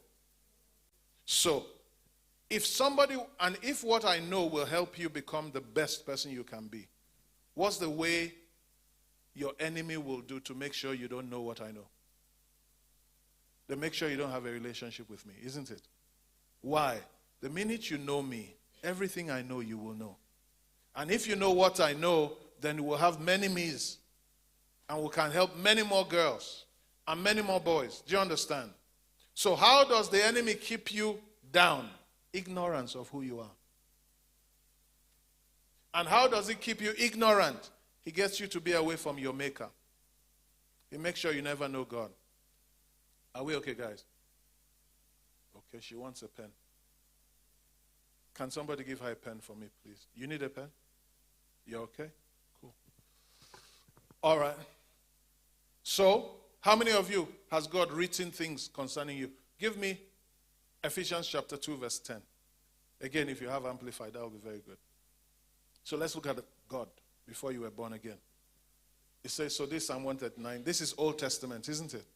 So let's look at New Testament and see what God says. New Testament, Ephesians chapter, and don't forget, I'm teaching you about you, isn't it? And I'm giving you things you should go and look at. Look at what it says, Ephesians 2:10. Are you here? It says what? For we are his creation. Whose creation? And you are created in Christ Jesus for what? For what? So did God make you for anything bad? What did he make you for? Good works. Which who? God did what? So is it when you are born, God starts to think, what will I do with Jolanda? Even though Jolanda's on the phone. But, hallelujah. You know me, that's my job. I'm doing my job. Hallelujah. Now, is it when you are born, God is thinking about what you will do? Look at what the Bible says. It says for good works. So you are created for works, isn't it? Which God has what? Prepared. Do you see why you have to do self-discovery? Now look at me. Take me for example. When I was growing up, I wanted to be a lawyer, correct? Was that what God planned for me? That's not what God planned for me. Who planned that for me? My role models. My father says, I want you to be something special. My father wanted to be a lawyer, but they didn't have enough money, so he became an agriculturist, agri-economist, and he worked for government. So I wanted to be a lawyer. Okay? And I wanted to become president of my country, where I was born. And that was my goal. So by 1991, I became a lawyer. Correct? Long before you were born. I became a lawyer. And so I've been a lawyer now for 31 years, isn't it? Yes. Now, by 1993, 29 years ago, I met God. I met God in 1990. 1993, God now tells me what I'm meant to be. What happened to law now? I walked away from it. Because I discovered that there was work for me to do.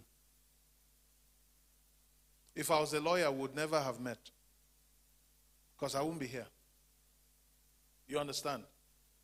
So when I discovered God's purpose for my life, guess what? It changed my location. Now I've been in Zambia now 25 years. Since 1997, I've been here. So I've spent most of my life. You know, between 0 and 18, I was in my father's house, isn't it? So I really started living for myself at about 20, when I went to university. So, because I lived outside my father's house once I went into university up to now. And I've never needed them for anything else. So since that time, so about 1985, 86, 87, I started being free of them, isn't it? And I've lived like that. So now, I'm doing this work. So basically, I started being myself from that time. That's what I'm trying to say. Because most of you, as long as you're your father's house, you are still a baby. Until you start paying your own rents, doing your own things, you can't say, right now they even tell you what to dress in, isn't it? They tell you go and change, correct? So you are not you yet. You don't have a choice yet because you are not paying any bills yet. When you start paying, they can't tell you what to do most of the time. So now, the biggest part of my life has been here in Zambia. Okay?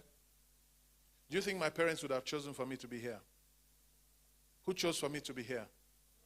Why? Because of you. So the same way God chose me to be here because of you, guess what? God chose you because of who? Somebody in future. So if you don't succeed, imagine if I didn't succeed. Who's going to be talking to you now? Who's going to organize this for girls? So this is my purpose now. So it's not a job, isn't it? I've discovered something. and I'm enjoying what I'm doing. So I don't need to work any day of my life because my work is fun. I enjoy it. I'm born for it. I love it. Correct? And if you discover Zambia is going to be a better country. Your children are going to be better. Your husband is going to be better. Your career is going to be awesome. And you're going to have a good life. So if I want to discover me, who do I go to? Who do I go to? So I don't go to church because I'm a Christian. I go to church because I want to discover God and discover me. That's why I will never miss church. Not because I have to do it, because it's important to my life. Let me ask you, how many of you go to church? You don't have to lie. There's no award for going to church. Going to church doesn't mean anything. It's knowing God that means. Let's see your hand. Don't be shy. Put your hand up. Okay, let's do it this way. If you don't go to church, let me see your hand. No lies. Good girl. You see, you're my superstar here. If you don't go to church, put up your hand. Let me see. Just one person, two people. You see, those are brave, self-confident people, isn't it? There are some other people that they are shy. They're feeling, oh, they will laugh at me. Nobody will laugh at you. The only person laughing at you is you. Is what you are thinking in your head. Okay. Now, another thing is this. Don't forget, I told you, religion shapes your life. So the kind of church what I'm teaching you now, do you hear it everywhere? When you go to church most of the time, what do you hear? Thou shalt not, thou shalt not, thou shalt not, thou. And then you think church is boring. Correct? And the only thing you think youth group is to do is to dance. And to do drama. Correct?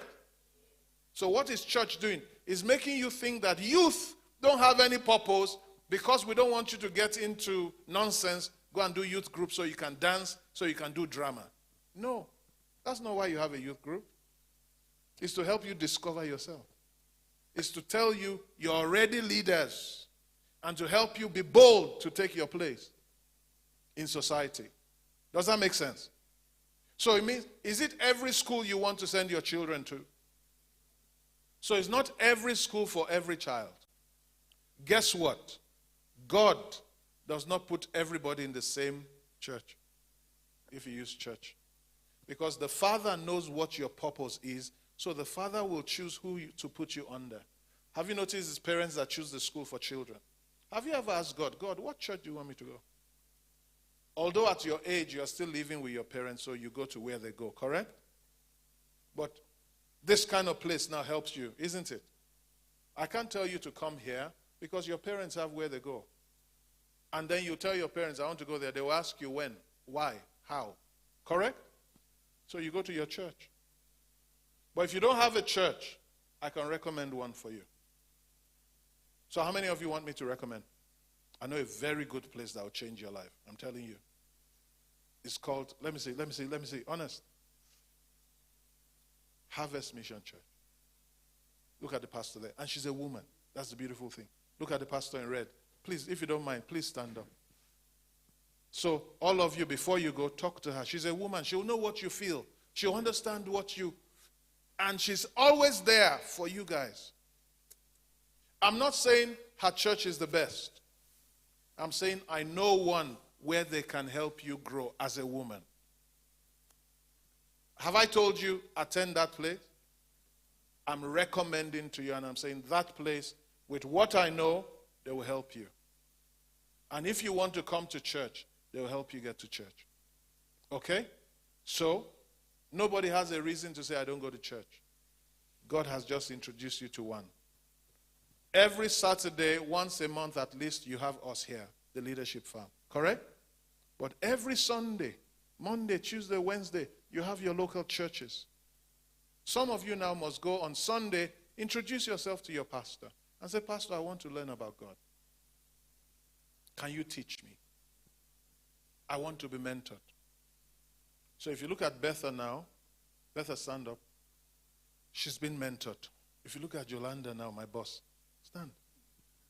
She's been mentored. You see, they are being mentored, isn't it? They are here, they are helping you, they are learning, they are doing, but they are learning. Please sit down. Give them a big hand. They are there. If you look at Florence at the back, Florence, please stand up. You see, all this God puts around you. She's a woman, teacher, empowerer. She's a counselor. She's all those things. And she's here just for you. Before you go, approach her. Don't just come and go. Approach her and say, I want to learn. I want to know. Some of those things that are burning inside you, that's her there. You have access. Do you understand? Then, thank you, sit down. Then you see Patricia there. She's there. She's gone to Bible school. That's why she's teaching what she's teaching you. And she's qualified to do that. You approach them and say, hey, Patricia. Okay, you also Patricia, isn't it? Please stand again. Let them see. Those are all help that is here for you. Correct? So that why? You discover yourself. And that's where your empowerment starts from. Is it making sense? So, has God prepared work for you? When did he prepare it for you? Before you were born. He says he prepared ahead of time that we should do what? Walk in them. So God wants you to discover his purpose for you and walk in that. Does that make sense? So now, why do I go to church? Just to attend service? No. To know God and to know my purpose. Okay? So let's look at some more. One more thing. Psalm 127. Psalm 127. Let's look at 127 and let's look at how it applies to you. 127. It talks about children. Are you in verse 4? Look at that thing there. Verse 3. Give me verse 3. Verse 3 says, look at where children come from. Because a lot of people say, where did I come from? Where do children come from? Irie, stop eating that thing. It says, sons. Okay, this interpretation is give me King James. Because we're not talking about boys here. Are we talking about boys? Did God only make sons? No, that interpretation has issues. It says, lo, children are what? The heritage of God. And the fruit of the womb is what? His reward. So who puts children in the womb? You remember Jeremiah chapter 1, before you were formed in the womb, I knew you. Then here is telling you the fruit of the womb comes from God. So who put you in the womb? Okay, let's move into biology now. Let's move into biology. Now, I'm sure at this stage of your life you've done some biology, correct? Do they call it biology in schools now? Or civics or something, I don't know. You know, I'm an old man. You're young. So, biology. You've done reproduction, correct? Mm-hmm. Now, in that reproduction thing, they teach you, you have to have male and female, correct? So you have male and female. For you to have a baby, what does the man bring? He brings sperm. What does the woman bring? Ovaries. So she brings the egg. Okay? Good. So there's fertilization, correct? When there's fertilization, what do? They contribute, before they form anything, they contribute what? No, the sperm is here. The egg is here. They've done that already. Okay? So this is the sperm gives the life. The nucleus, the woman gives the egg, the embryo. Yeah? Not embryo, the egg. And then they come and they contribute 23 chromosomes. Isn't it? So each one contributes 23 chromosomes. That's what forms your body. So this contribution now forms a zygote, then forms a fetus. That zygote, that thing grows to become a fetus, grows to become you. Who determines whether you're a girl or boy? No. The man gives XY. The woman has XX. So it's a combination of XY from here that determines whether you're a boy or a girl. Okay? So who determines biologically whether your sex? The father. Okay? Why is that important? Because when you get married, one man can come and tell you, you are not giving me boys. Tell the man, it's not me that gives boys, it's you. It's you that determines boys, not me. So if you want boys, you go and pray to God. Correct? But why should we be choosing children when they are the heritage of God? most of the time, the one you reject is the one that will take care of you. Okay? And you are not even raising children, so they take care of you. You are raising children, so God can take care of the world. Now, when they do this, the man releases. You gave me, what does the man release? What does the man release? Sperm, isn't it? It's not funny. Why are you laughing? You see, life is good now. They just say sperm, they're putting their head down. Go. What's that? Okay. You're getting it. Now, when that man releases sperm, how many does he release for them to have a baby? How many? Huh? How many does he release? I can't hear. What? I want to show you about you, why you are special. How many does he release? He doesn't release a lot. He releases hundreds of millions. I'm not lying. That's what happened for you to be born. Now, of that 100 of million, okay, let's just say at least 1 million went into your mother. Does your mother have 1 million children? So, what is the probability? You've done probability in school. What's the probability that you are born? 1 to what? Can you imagine that? Do you think you are here by mistake? Because it says God has written everything. You know what happened? How many of those sperm cells could have fertilized your mother's egg? How many of them? All of them could have. That means if it was a different sperm cell, it would be a different child right now. Correct? So, guess what? Do you think it was the fastest sperm that fertilized? Do you think it was the slowest sperm that fertilized? So notice, you are not here by mistake. God made sure all the other ones said, not you, not you, not you. Then he singled you out and he says, it's your turn, come now. That's why you read children are the heritage of God. It means every child is selected by God. And that's why God brought you the way you came. And that's why God made you a woman, not by mistake. I'll give you an example. When God made Adam, the first male, did he make it by mistake? When God made the first woman, did he make it by mistake? When God brought Jesus or any of those people, do you think he did it by mistake? Do you think God made Mary by mistake?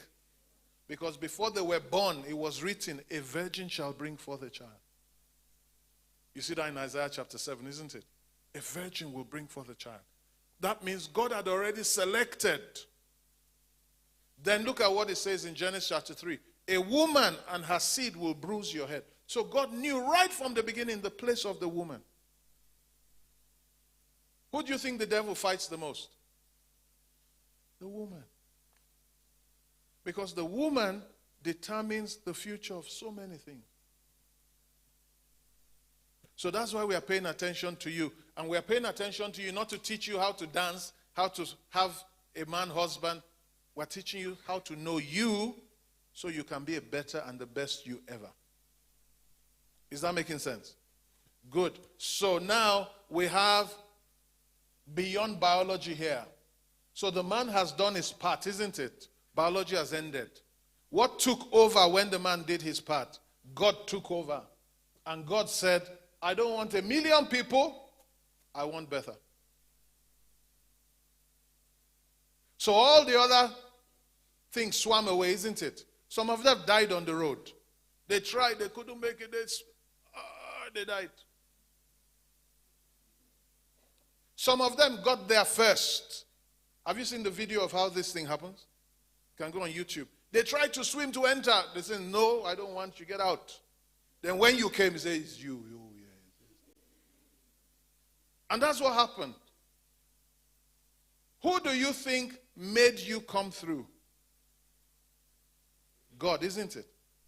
Now, 1 million were competing for one space. 1 million people. You know, every sperm cell was a person. So 1 million people were competing for one space, and you made it. What does that tell you about you? I can't hear. You are special. What else? I can't hear. What does that tell you about you? I can't hear. Apart from you are special, what else? You are unique, yes. What else? You have a purpose, good. What else? Yes. You are what?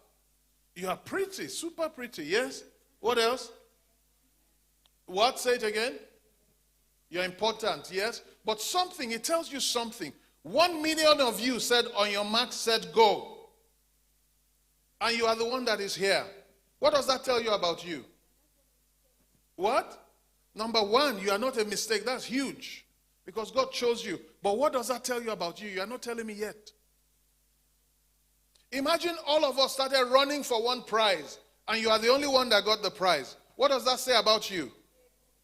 You are a conqueror. Give me more like that. You are what else? You are resilient because you went through so much to get there. What else? You are victorious. You are more than a conqueror. That means every one of them was competing, and who won it? What does that tell you about you? You're a winner already. That you are here means you're already a winner. Shouldn't that tell you something about you? Shouldn't that tell you you are awesome? That's why, look at Psalm 139, verse 15. He says, I'm fearfully and wonderfully made. Marvelous are your works, and my soul does know it well. You see, where did the problem come from? So when you were in the womb and you came out to a baby, you're already a winner, correct? Guess what happened? The people that gave birth to you never told you you're a winner. You know what they started telling you? Your father was looking for a boy. So what are they saying to you? You are a mistake. We didn't want you. We wanted a boy. Why did you come? Sometimes parents will even say, oh, since I gave birth to you, my life has been this and that. Who are they talking to? A winner. More than a conqueror. Victorious. All that. So guess what? You are now living a life that people are telling you opposite who you are and what you are. And guess what? They don't teach you you have a purpose. They say, go and be a teacher. Were you born to be a teacher? Were you born to be a pharmacist? If you want to know you, what must I do? I must go back and build a relationship with the one that made me and say, I know that based on my father and mother's finances, they say I should go and do nursing or teaching. If your parents were rich, do you think they'll tell you to go and do nursing? Do you think they'll tell you to do teaching? What would they tell you to do? Imagine your parents had all the money in the world. What would they tell you to be? You know, some of us go to school and say, oh, that's the only thing UNZA can do. If your parents have money, can UNZA tell them what you learn? No. Now, your father, who made you? I can't hear. So who is your true father? Is your true father rich? Who owns everything in the world? So you were born into which family? So if you are born into God's family, you are born into which family? The richest family in the world. You know why you behave the way you behave? Because you think you come from a poor family. You see, it's your mindset, isn't it? But if God is your father, what family are you coming from? Do you know there's a difference the way you think about rich and poor based on the family you are born in? So who is born into a poor family here? No one. Is God your father? Yes. That alone just takes up your self-esteem, doesn't it? Just knowing that alone just moves you to another level. Okay? Now, so, where did biology stop? When your father gave the sperm. Who took over then? God did. You know how I know that? Because if your father knew anything, before even anything, he would tell your mother, today, I'm going to get you pregnant. Which man can say that? No man can say that. Some people have been trying for 25 years. They can't have a baby. It's not up to man. Man is just biology. He gives it. Whether it becomes a baby or not has nothing to do with the man. Has to do with who? The one that wants that baby. How many of you are here by mistake now? Because some of you in your small brains, you can say, I'm a mistake. I'm a mistake. Are you joking? Who planned you? Who chose your birthday? Who's setting you up? Who has a purpose for you? Who's your father? So a lot of you know your guardians, but you don't know your father. So if children come from God, who do you think parents are? They are guardians God used to raise the child, to prepare the child for him. Does that make sense? So the way we raise our children is important because we are preparing that child for God to use. Okay? So let's go to Genesis. Let's see how God made you. Did I give you something to open here? Okay, I've read it to you. You are fearfully and wonderfully made. You've read that. Marvelous are your works. So let's go there. You see that? My son, go to 14. Just go a step up. A step up, 14. You have a question? Anybody? If you have a question, you can raise your hand. We'll take your question. See it? It says, God said, let there be... No. Okay. I was looking at Psalm 139:14. Okay, people. Let's go some more and look at... what do we want to look at here? We want to look at Genesis chapter 1:26. 1:26. So God is creating the whole world. Are you guys okay so far? Is anybody tired? You okay? Are you learning? Is it making sense? So we're looking about you and seeing how are you God's own. So God said, let us make who? Man. In our image. After our likeness. We're going to go to 27 very soon. So let us make man in our image after our likeness. And let them. So when God is saying, let us make man in our image after our likeness. What comes next? And let them. So is God making one person? Because he uses them, isn't it? So when God is making man in his image after his likeness, what is God? Is God a spirit or a human being? So when God said, let us make man, what is he making? He says, let us make man in our image after our likeness. What is God making? A spirit, isn't it? A spirit. Now, let's imagine a lion is making another lion. What would you call him? Lion, correct? How about if a goat is making babies? What would you call that? A goat. Good. How about if a monkey is making babies? What would you call the monkey? A what? Don't be shy. Give me. A monkey. Correct? You guys on this side, why are you quiet? These guys are the ones talking. You guys are what? You're watching TV. Okay. Now, if God is making somebody just like him, what is he making? Good. So if God is going to make a child just like him, what is God making? A God. How many of you are God's children? Good. So who are you therefore? So you see, even when you look at yourself and say, I'm a woman, I'm a man, what are you doing? You're limiting yourself. Because you are looking at yourself at the low level. But when you look at yourself as a child of God, what are you? You are just like, it says, let us make man in our image to live after our likeness. And if they live after our likeness, they will have dominion. Have you noticed they tell you women are weak? Have you heard that before? Is God weak? Are you made like God? So when somebody says you are weak, what do you say to them? You don't know me. You don't know me. How can you tell me I'm weak? Me weak. Is God weak? No. Have you seen the Mercedes-Benz car? Is it beautiful? Mercedes-Benz. Do you like it? Have you seen Toyota VX? I don't know what's beautiful there, but people like it because it's big and stuff like that. Which car do you like? Which car do you like? A Range Rover.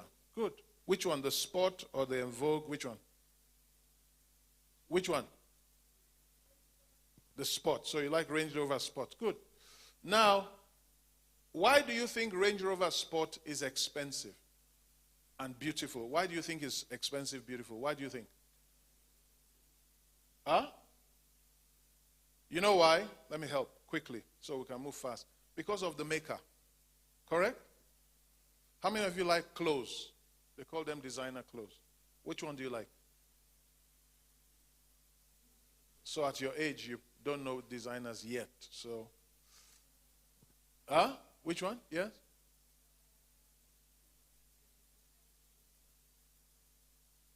Versace, Shani? Versace dressed by what? Peter My Life. Hallelujah. So Versace, okay? Which other designer do you know? Huh? I can't hear. Life. Nike. Nike, yeah, that's a sport brand. That's the biggest sport brand in the world. It's more or less a designer. To buy something original Nike is expensive. Yes? Do you know why they're expensive? Because of the designer, the name that made it, isn't it? Now, question is this. Who made you? So the greatest designer in the world made you. How expensive do you think you are? How precious do you think you are? You see what I'm saying? So why are you putting yourself down?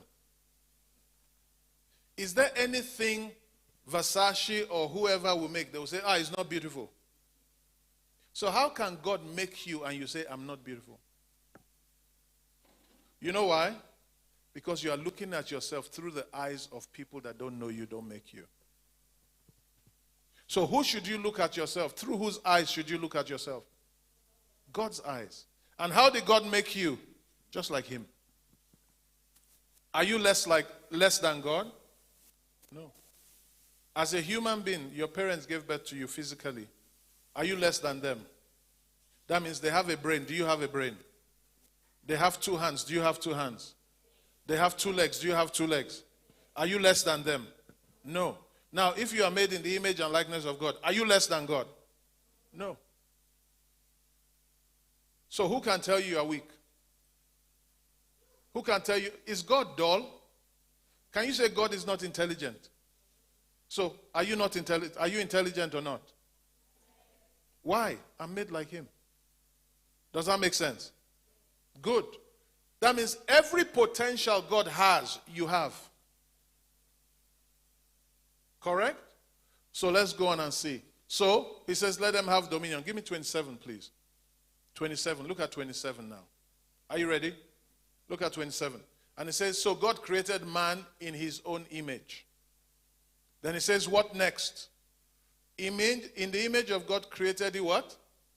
Him. Male and female created he. So how many did God make when he was making man? Who did he make? 2. 2 is what? Male. Who did he make first? So what day did he make the female? What day did he make the female? Because he said God made him first, isn't it? So when did God make the woman? The female. You know how you answered me now? You answered me the way human beings have taught you. So you didn't think about it, you just answered. Look at this. So God created them in his image. In the image of God created he them. Male and female created he what? Them. So who did God make first? Huh? So did man come before you? You came at the same time. Did God make the man better than you? So the man is made like who?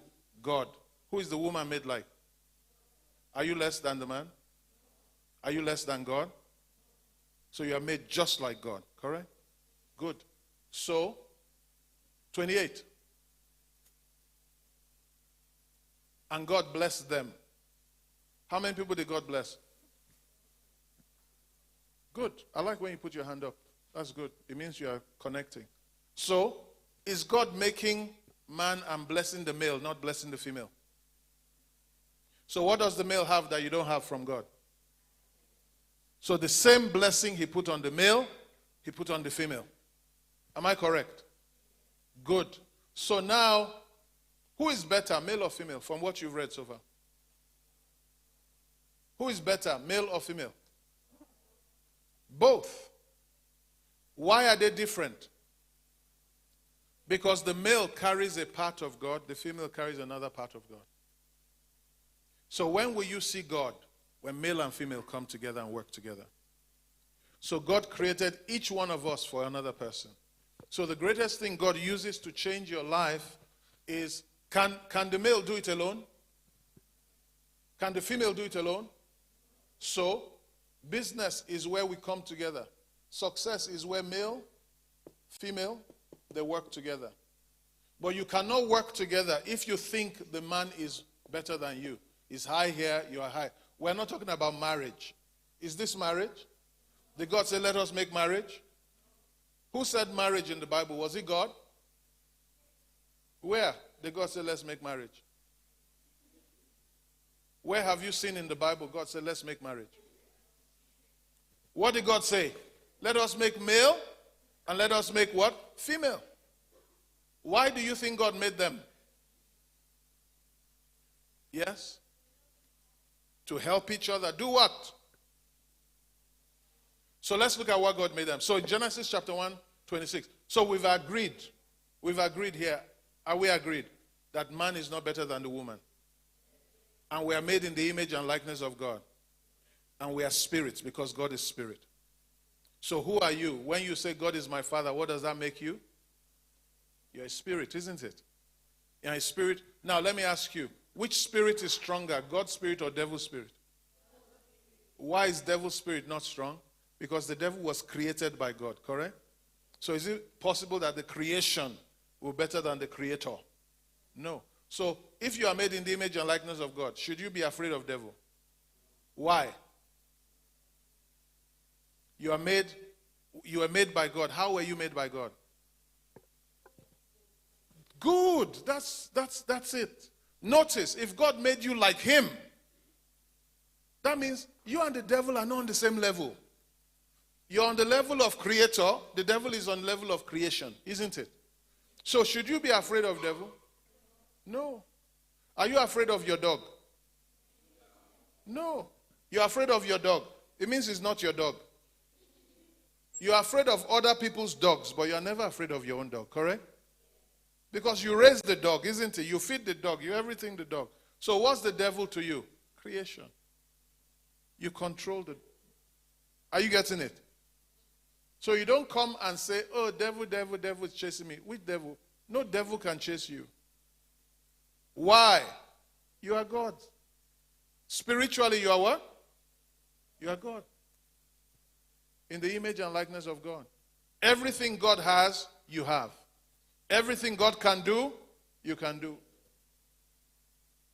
That's why we call it self-discovery.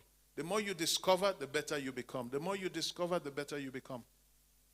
Is it making sense? What has stopped you? Ignorance, because they told you, you're a woman. A woman doesn't do this. A woman doesn't do that. Even in church, in God, they tell you, women, no. They make you feel men are better than women. Is that according to the Bible? So you remember the camera? They put a book to go with the camera, isn't it? What did God do? He put a book called the Bible to go with all of you. So when you come, you start opening the Bible and discovering who are you. And the more you discover you, the better your life becomes. Is that making sense? Yes? So let's go to Genesis now, chapter 2. Why did God now put that? So this is spirit. They are spirit. God is spirit, isn't it? So God is now bringing them to the earth. Don't forget, it says, before you were formed in your womb, I knew you, correct? So Genesis chapter 1 is before you came onto the physical earth. So when did human beings exist? When they came on earth or before they came on earth? Before. How were they existing? They were existing as spirits, isn't it? Because God is a spirit. So God needed to come. Look at verse 5. Genesis 2 verse 5. Want to look at it together. Why is man on the earth? And why did woman come on the earth? He made them in Genesis 1, 26, 27, 28. Then in Genesis 2, 5, look at it. It says, no shrub of the field was yet grown. So when God made everything, nothing has grown. Have you seen your farms and all that?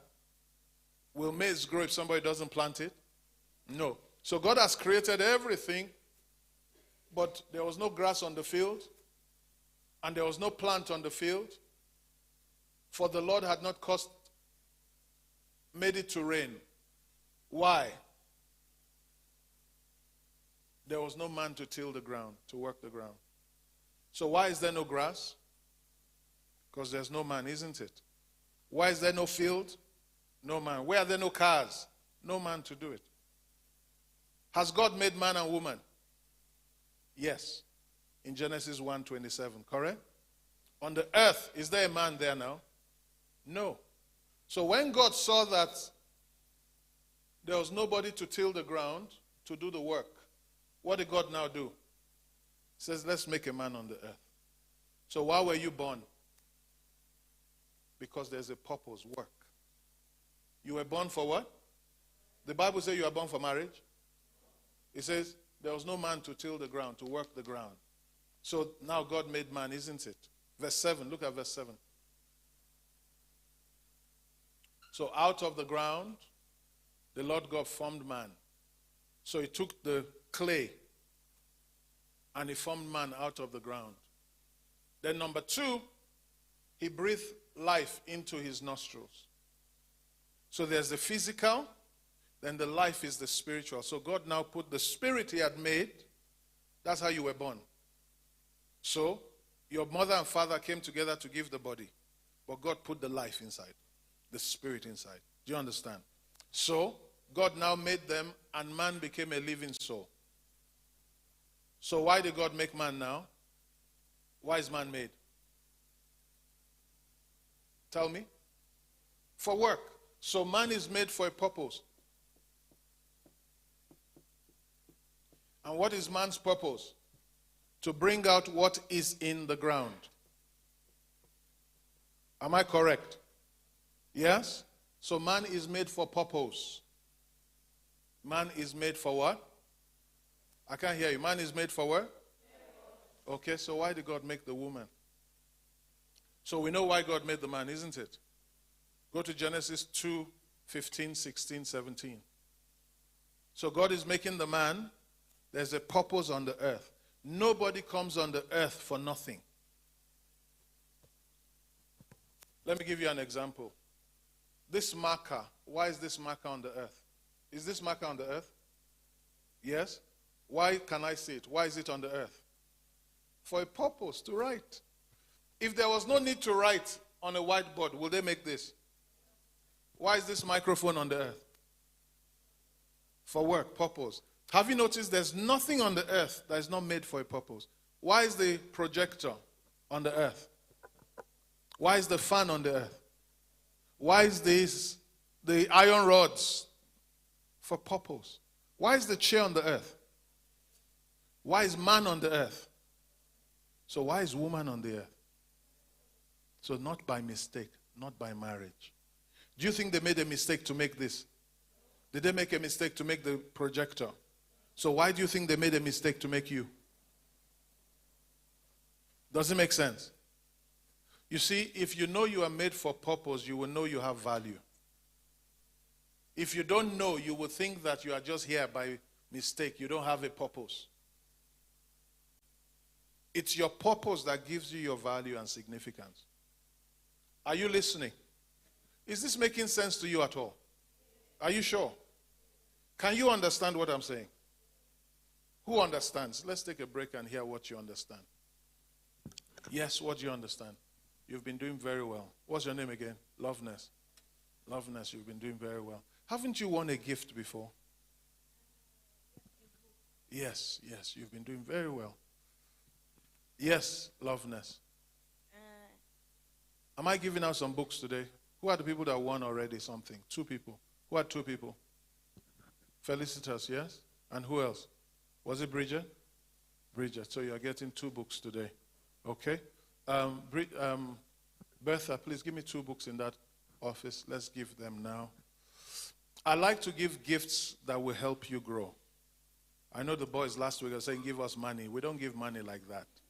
Because I give you money to go and buy food, you waste it. Or you go and share it with your friends. And you just say, yes, let's go and buy Hungry Lion, show. You finish it. No. I want to give you money that you used to do something. Business, something. Or books that will change your life when you read it. Okay? So, you give them to mom. Mom will present them to them. So somebody else is going to win a book, isn't it? What was the question? Loveness, go on. What do you understand? I understand that I'm not a mistake. I'm here for a purpose. Yes. To do God's work. Good. Talk to the microphone so people online can hear you as you answer. And I shouldn't fear anything because I was made by God. You were a champion before you were born. God. For you, that's right. Yes. And for you to be born, you're a winner. Yes. Everybody here won. That's why you're on the earth. There was competition before you came. And you won. That's why you are here. You deserve to be on the earth. Hope you get what I'm saying. You are not here because of something. No, you deserve. You didn't just, if your father and mother could give birth to a child, they would have given that to who they like. But you earned it. And you are here not by mistake. So before you were even born, you were a champion already. So can anybody come and tell you are good for nothing? You won't be here if you were not good for something. Okay? Yes, thank you. Loveness. Anybody else? Yes, Bridget. I have learned that what you become in future determines on how you are trained. Yes. Your training. Go on. And every person has a purpose. Everyone. On earth. Yes. And self-discovery helps you discover that purpose. Yes. Go on. You done? Good. Very good. On this side, come on, guys. This side, you never talk. Why? Talk. Yes. Who is talking to me? I'm back to my girls at the back there. Yes? You guys, how? I've learned that God knew me before I was even born. Yes. I've learned that we are fearfully and wonderfully made by God. You're so awesome. We shouldn't be underestimated by anyone. We can do everything through Christ. Yes. How many of you are beautiful here? Everybody. You know why? The greatest designer in the world made you. You're a piece of art. You're a masterpiece nobody can recreate. They can't copy you. You're an original masterpiece. Have you seen some people that go to a museum? They start looking at work of art. To a lot of people, that art is rubbish, isn't it? But some people will pay 45 million for that nonsense. You think it's nothing, but look at it through the eyes of a person that can see that work. They'll say, wow, and they'll pay so much money for it. So don't let any human being tell you nonsense. This should make you walk away from here very proud of God and put your head up and know that you are so special. You're a winner. You have a purpose. You are not a mistake. You don't let people that don't know you talk about you. You get it? Who has the microphone? Yes, tell me. Remind me your name. Faustina. Faustina, yes. You need to love yourself, no matter what. If you know yourself, you love yourself. You know why you don't love yourself? Because you are looking at yourself through the eyes of people and you want to make them happy to accept you when you're already accepted and super. Yes? It's a question. Yes. Remind me your name. Peso. Peso, yes. I've heard some people say, no, this friend of mine is a mistake, what? Mm-hmm. So I don't know. What can you comment about From that? what we have taught now, do you think there's any mistake? Looking at the Bible we've looked at and the explanation, do you think there's any mistake? That mistake comes about because maybe their parents, they're not married. And Now, so now, who gives children? Is it have you seen a lot of people that have had sex outside marriage? Did they get pregnant? Have you seen many people that have had sex without marriage? Is it all of them that have babies? No. So where do babies come from? Now, what they did was a mistake. But the baby is not a mistake. The baby is God's own. Did the woman know she got pregnant? It's later she discovered I'm pregnant, isn't it? So did the man know he was getting her pregnant? All they thought about was sex, correct? So who brought the baby? That's why I stopped. I told you, sex is where biology stopped. Birth is God now. Does that make sense? Male or female is God now. Has nothing to do with your father or mother. Did you understand that, Pezo? Yeah? So, once they've done their part, the rest is God. Because they have no control over that. It's God that has control over it. The most any human being can do is take this to a laboratory and try to do some lab work. Otherwise, it's totally controlled by God. So based on that, do you think there's a mistake? No. That mistake is what somebody is communicating to another person. For example, my father, when I was going to be born, I love my father, best father in the world. But at that time, he didn't know what he was doing. He told my mother abort. Why? He had 6 children. Why should he have one more?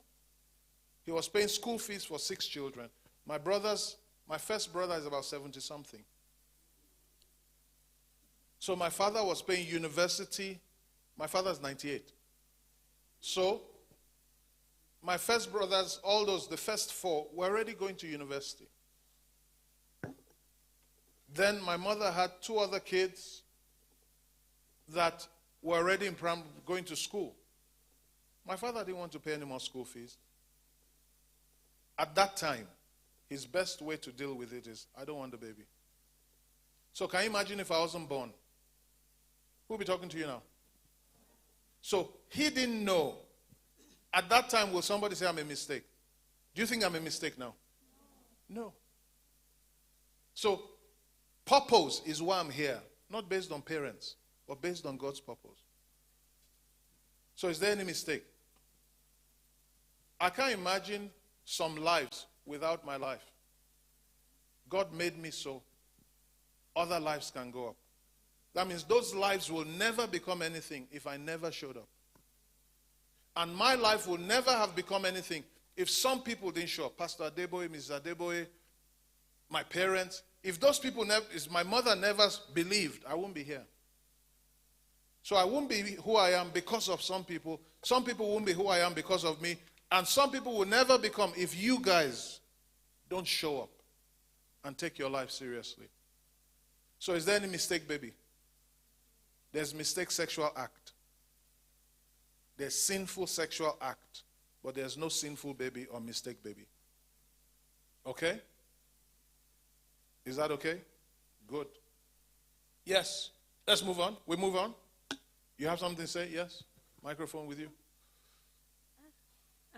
I've learned You see, when you look at yourself through your environment and you start feeling sorry for yourself. No. You are from the richest family in the world, from the most authentic super father in the world. You have everything and you are here on purpose.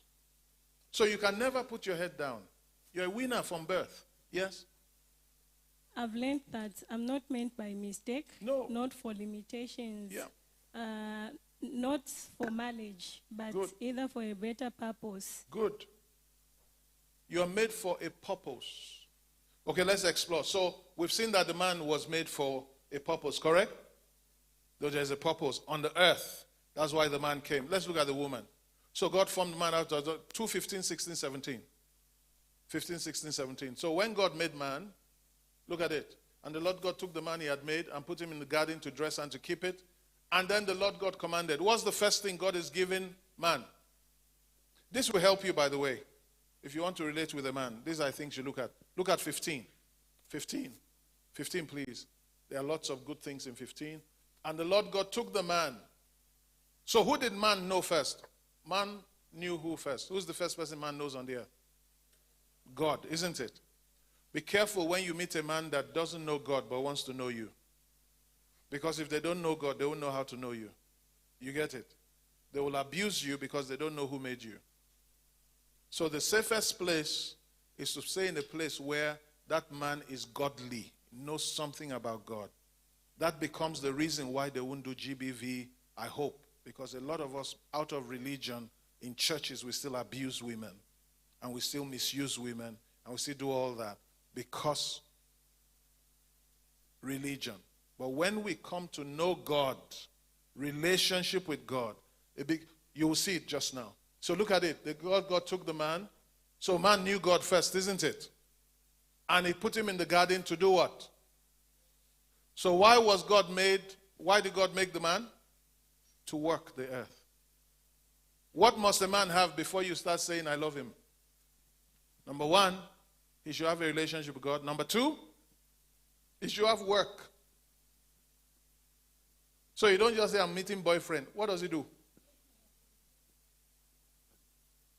Hope you know the woman that came never met a boy. She met who? A man. So girls, stop looking for boys. Boys need their mothers. Let them go home. Okay? Boys need what? Their mothers. What do men need? No. Yuck. Why did God make the man? For what? For work. Who told you men need women? No. They need work. Imagine you meet, this is the mistake you guys make. Because you meet boys, if you don't mind me calling them boys, they don't have work. So anytime you pick their phone, you are talking for 1 hour, 2 hours. That means for him to be talking to you for 2 hours, he's jobless. He's a danger to you and to himself. You should be talking to people that are busy. That when you call them, say, sorry, I'm busy. Can I call you back? That means that's a man. He's handling something. He has work. He knows why he's here. But if a person doesn't have a job, anywhere, anytime you want, come and take me somewhere, he takes you. That means he's a jobless human being. Then he spends all the time in the gym doing six-pack. Is that food? Do they eat it? If it's his profession, he's a professional bodybuilder, he's going to make money, isn't it? That's work. But you call him morning, he's at home. Afternoon, he's at home. Evening, he's at home. Every time you call, he's picking your phone, talking so long. Then he said, that's my boyfriend. No, that's your boy enemy. He will hurt you. There's nothing friend in that. How many of this is making sense? Because that's where you waste your time. With boys. You are not made for boys, you are made for purpose. But we haven't started talking about you yet. Let's look at this guy first. So you know the type of person you should pray for.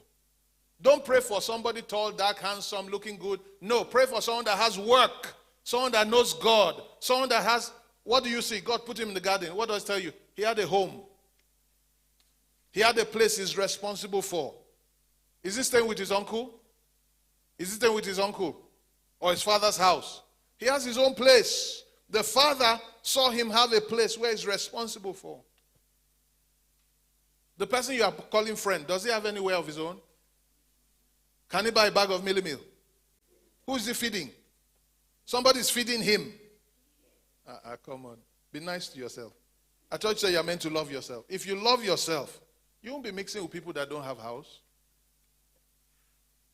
Staying in their father, mother's house. Eating their father, mother's food. Wearing their father, mother underwear. Somebody's still buying them clothes. It's not ready for you. He's still a baby. Have you listened to what I'm saying? Let him go to school. Let him get sense. Then after he has gotten that, he can come back to you and say, I like you. Because he likes himself first, isn't it? If he likes himself, he'll get an education. If he doesn't like himself, then he doesn't like you. How many of that makes sense to you? It's making sense? Good. So, I don't want to hear one day you are coming to cry. Pastor, what is it? He's something. After all this, it means you don't love you. So, look at it. So, you see the things. Number one, he had a relationship with God. Number two, he has his own place. Number three, he has work. Very important, isn't it?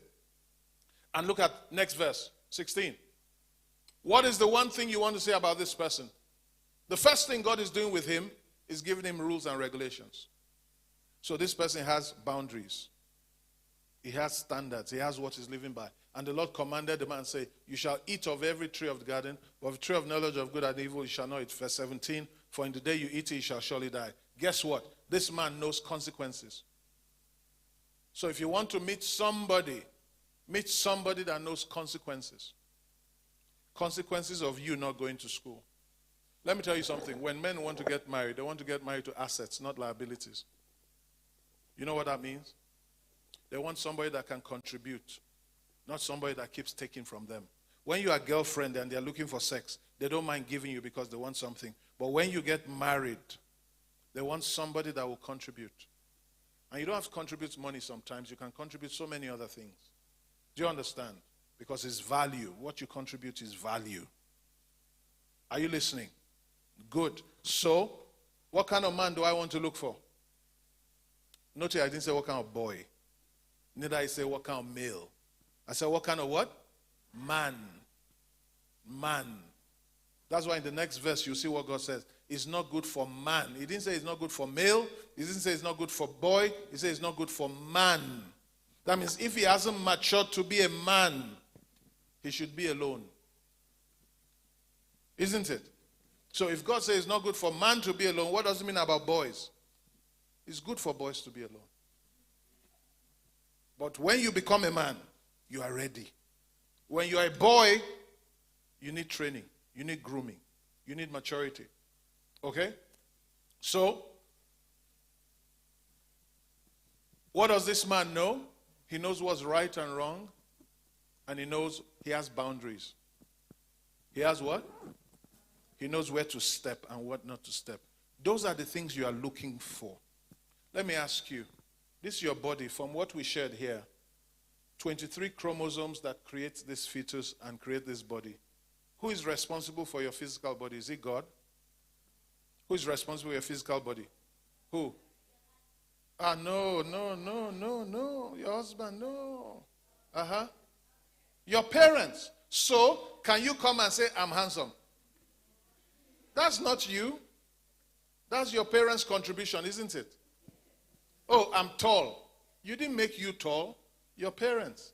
So your body has nothing to do with you, isn't it?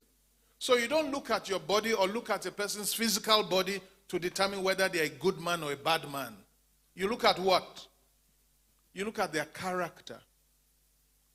So if a woman wants to make a choice about boy and girl, what are you looking for? Character, not physical body.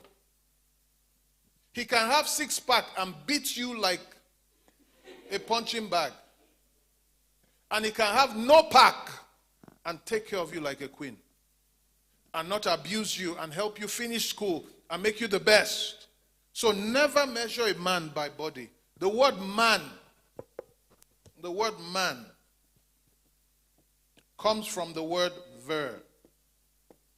The original meaning of the word ver is the word man in English. Correct? And ver means virtue. And virtue is what builds character. So man basically means character. Virtues are the different blocks that make up character. So when you put all the virtues together, you say that's the character of the person. Do you understand? So what qualifies me to be a man is not biology. It's actually psychology. The way I've built myself, my character. So what are you looking for? If you want to look at the male species, what are you looking for? Not height, not biceps, but what? Character. What makes a man a man?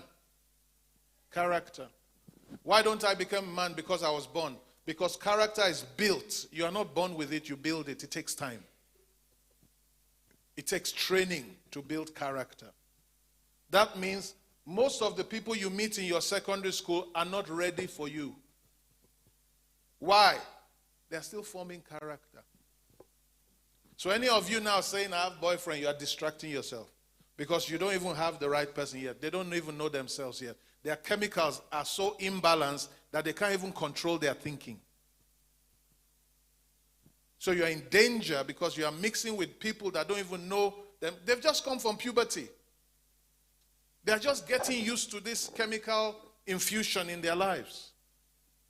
So how do you now say to that person, and that person sees you and his brain goes boo-boo, and then he says, I love you. He doesn't love you. He doesn't know him.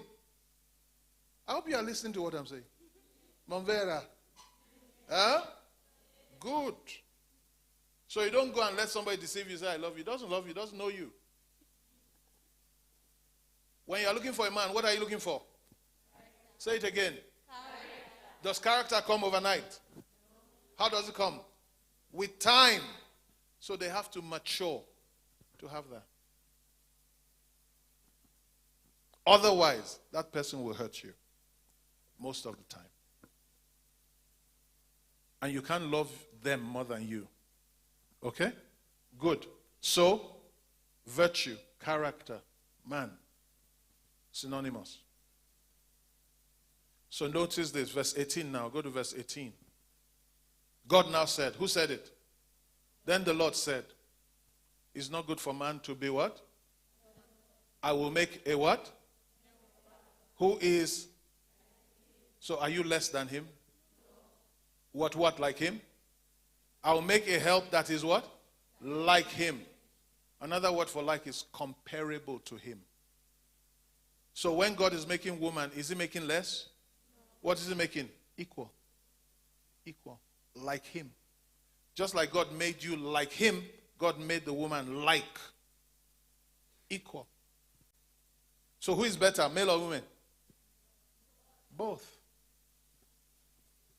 So when culture, tradition, society tells you men are this, what do you tell them? He's not better than me. He's male. Did he choose to be male? Did he do anything about being male? So why is he better than you? Are you Zambian? Is he Zambian? Is there any Zambian less Zambian than any Zambian? No. So there's no Zambian that is more Zambian than what? Any Zambian. All Zambians are what? Zambians. Whether you are male or you are what? You are what? Zambian. And the rights the Constitution gives the male is the same rights the Constitution gives what? The female. Does the Constitution say the female Zambians are less? So you don't let people treat you bad because they say you're a woman. No. Don't look at me as a woman. Look at me as a human being. Look at me as a Zambian. Correct? And when I stand as a Zambian, and when I stand as a human being, we're equals. So it's just society and gender trying to make you less. You are not less. Yes, ma'am. Pesu is very angry today.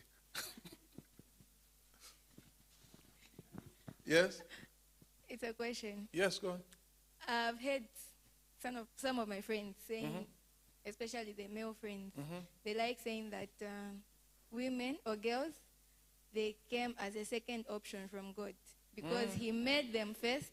Then he said, it is not good for this one to be alone. Let me now make another person. Good. Yeah, so now I don't know what you can say about that. I think they are very ignorant. That's what I think. First of all, those boys, do they go to church? Yes. They go to church. Do they even read their Bible? I think so. They don't. If they read the Bible, they don't talk like that. Don't listen to people that are ignorant. Okay? If a man is a man, look at Jesus. The example of a man you want to follow is Jesus. What did Jesus do? He laid his life down for what? For you. For you to do what? To know God. So a real man will push you to know God. Jesus came to reconcile me and you so we can know God for ourselves, isn't it? So men won't tell you that. Is Jesus better than me? No. Jesus made me just like him. Do you understand? I and Jesus are joint. We're co-heirs. Jesus didn't say, oh, I'm your boss. No. It's me that recognizes and says, you are my Lord. He doesn't call me. He says he's a joint heir with me. You get it? And I'm seated with him, not under him. With him. So we're equals. You know, spiritually, I'm a woman. Jesus is the male, I'm the female. You know that? We're called the bride of Christ, isn't it? Have you heard that before? So the church is the bride of Christ. So spiritually, the church is the female. Who is the male? Jesus. Is Jesus therefore less than me or more than me? I hope you get what I'm saying. And that's Bible I'm talking about. Okay, good. So, when we look at it here, what are we seeing? We are seeing here that what? Whose idea is the woman? Have you noticed no man thought about you? Whose idea says, let us make a help?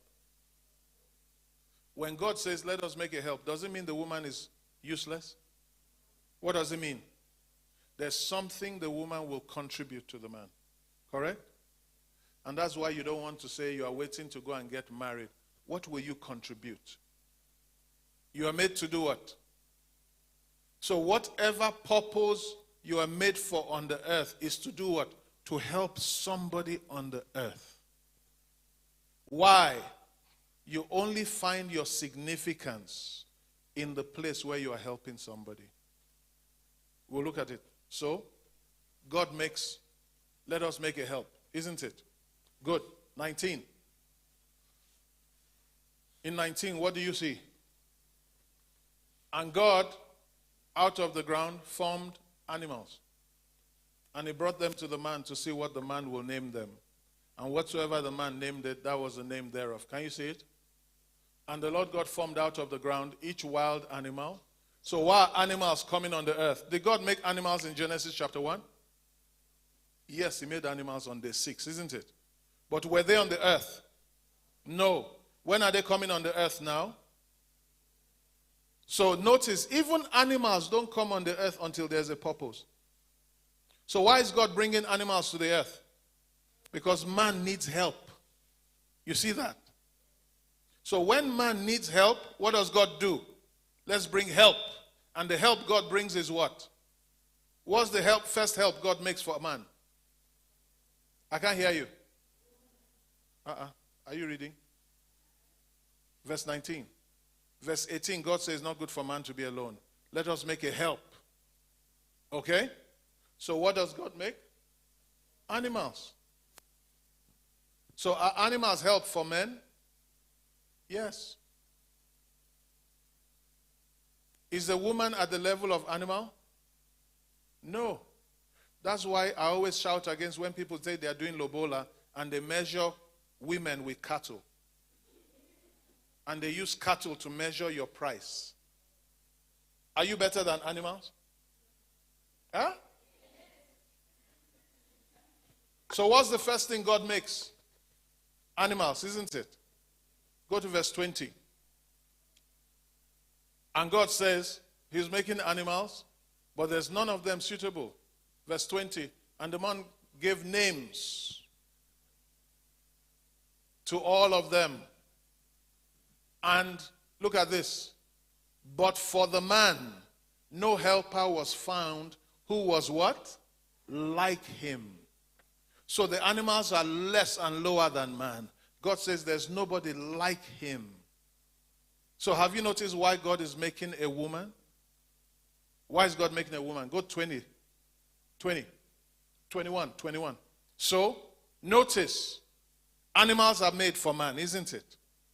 But still there's no help like him. So what does God do in 21? So the Lord caused a deep sleep to fall on the man. Why is God causing a deep sleep to fall on the man? What do you think? Why is God causing a deep sleep to fall on the man? Yes? Why is God causing a deep sleep to fall on the man? Let me tell you why. Because God doesn't want him to talk. God doesn't want his opinion. God doesn't want him to say, this is the type of woman I want. Does the man even know what a woman is? Has he ever seen a woman before?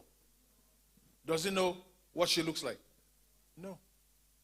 So does any man know you? They don't know your purpose. Are they thinking about, was the man thinking about a woman? Did the man think he needed help? You see, most of the time you find that that's why men do what they do. They think they can do it without you. Because it's not their idea. The woman is not a man's idea. The woman is whose idea? So tell yourself, I'm God's idea. Did culture or tradition know the woman? Where was culture and tradition? Didn't exist. So can you find your identity through culture and tradition? No, because they don't know who you are. They don't understand why you are made. So what do they come and do? They limit you. Is that making sense? Yes? So who knows who you are? Who made you? Who knows your limitation? Who knows your potential? Who has a plan for you? Who was thinking about you? Good. So that's why you don't go and cry and say, oh, they said I'm this and that. They don't know you. That's why they are treating you that way. If they knew you, they'll treat you better.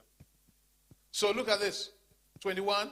So God caused him to sleep, and he slept. And God took one of his ribs and closed the flesh at that place. So who is the first doctor? Who is the first surgeon? What is God doing now? Who is the first cesarean section? God is the first, isn't it? And he opened and he took out. Why is God taking a bone? Why didn't God take clay? Because somebody said something, so let me turn that away. Because it says, oh, because the woman was made second, meaning blah, blah, blah. That's rubbish. Don't mind those boys. They don't know what they are saying. Notice, where did God make man from? Dust, isn't it? Have you noticed that's why a lot of men are dirty people? Have you noticed? Very dirty people. When they are dirty, they don't even know. They are smelling, they don't know. They came from where? Dust. Where did the woman come from?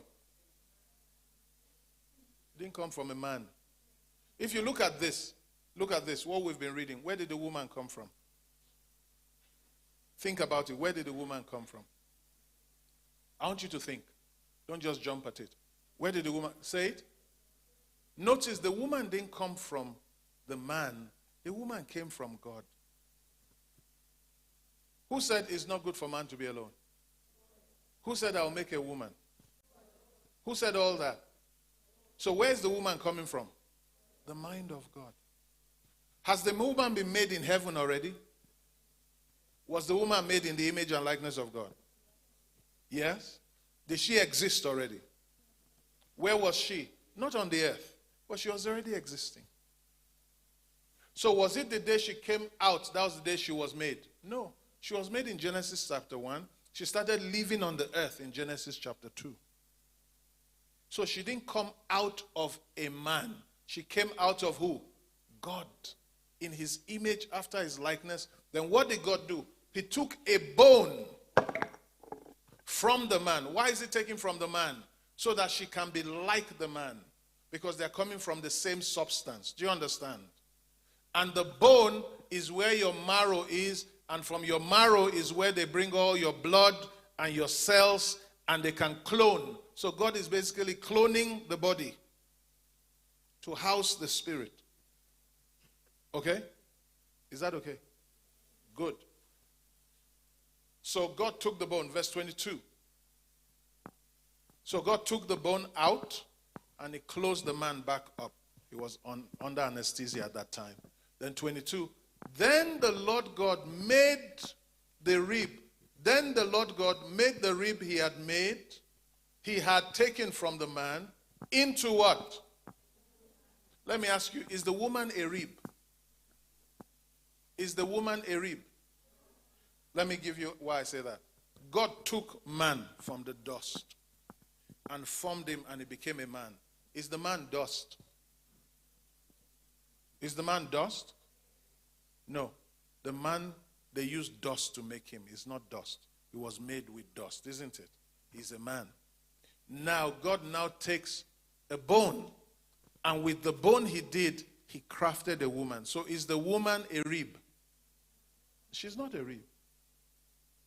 She's what? A woman. Notice, what did God make? He made a woman, isn't it? Did he make a wife? What did he make? You see, the problem is this. You stop being a woman. A lot of you want to be something, but the best you will be is be a woman. Don't try and be anything else. If God made you a woman, be the best woman in the world.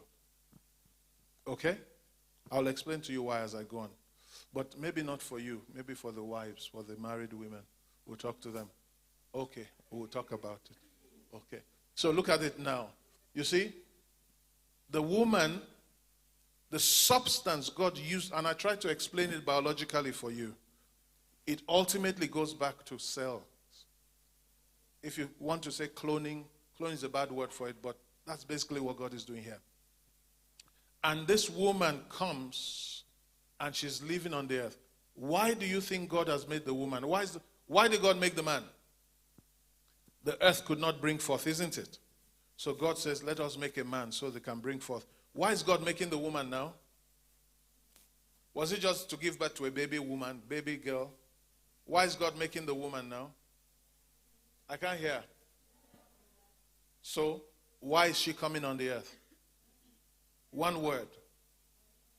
Work. So she's coming to work. So why is she coming on the earth? Purpose.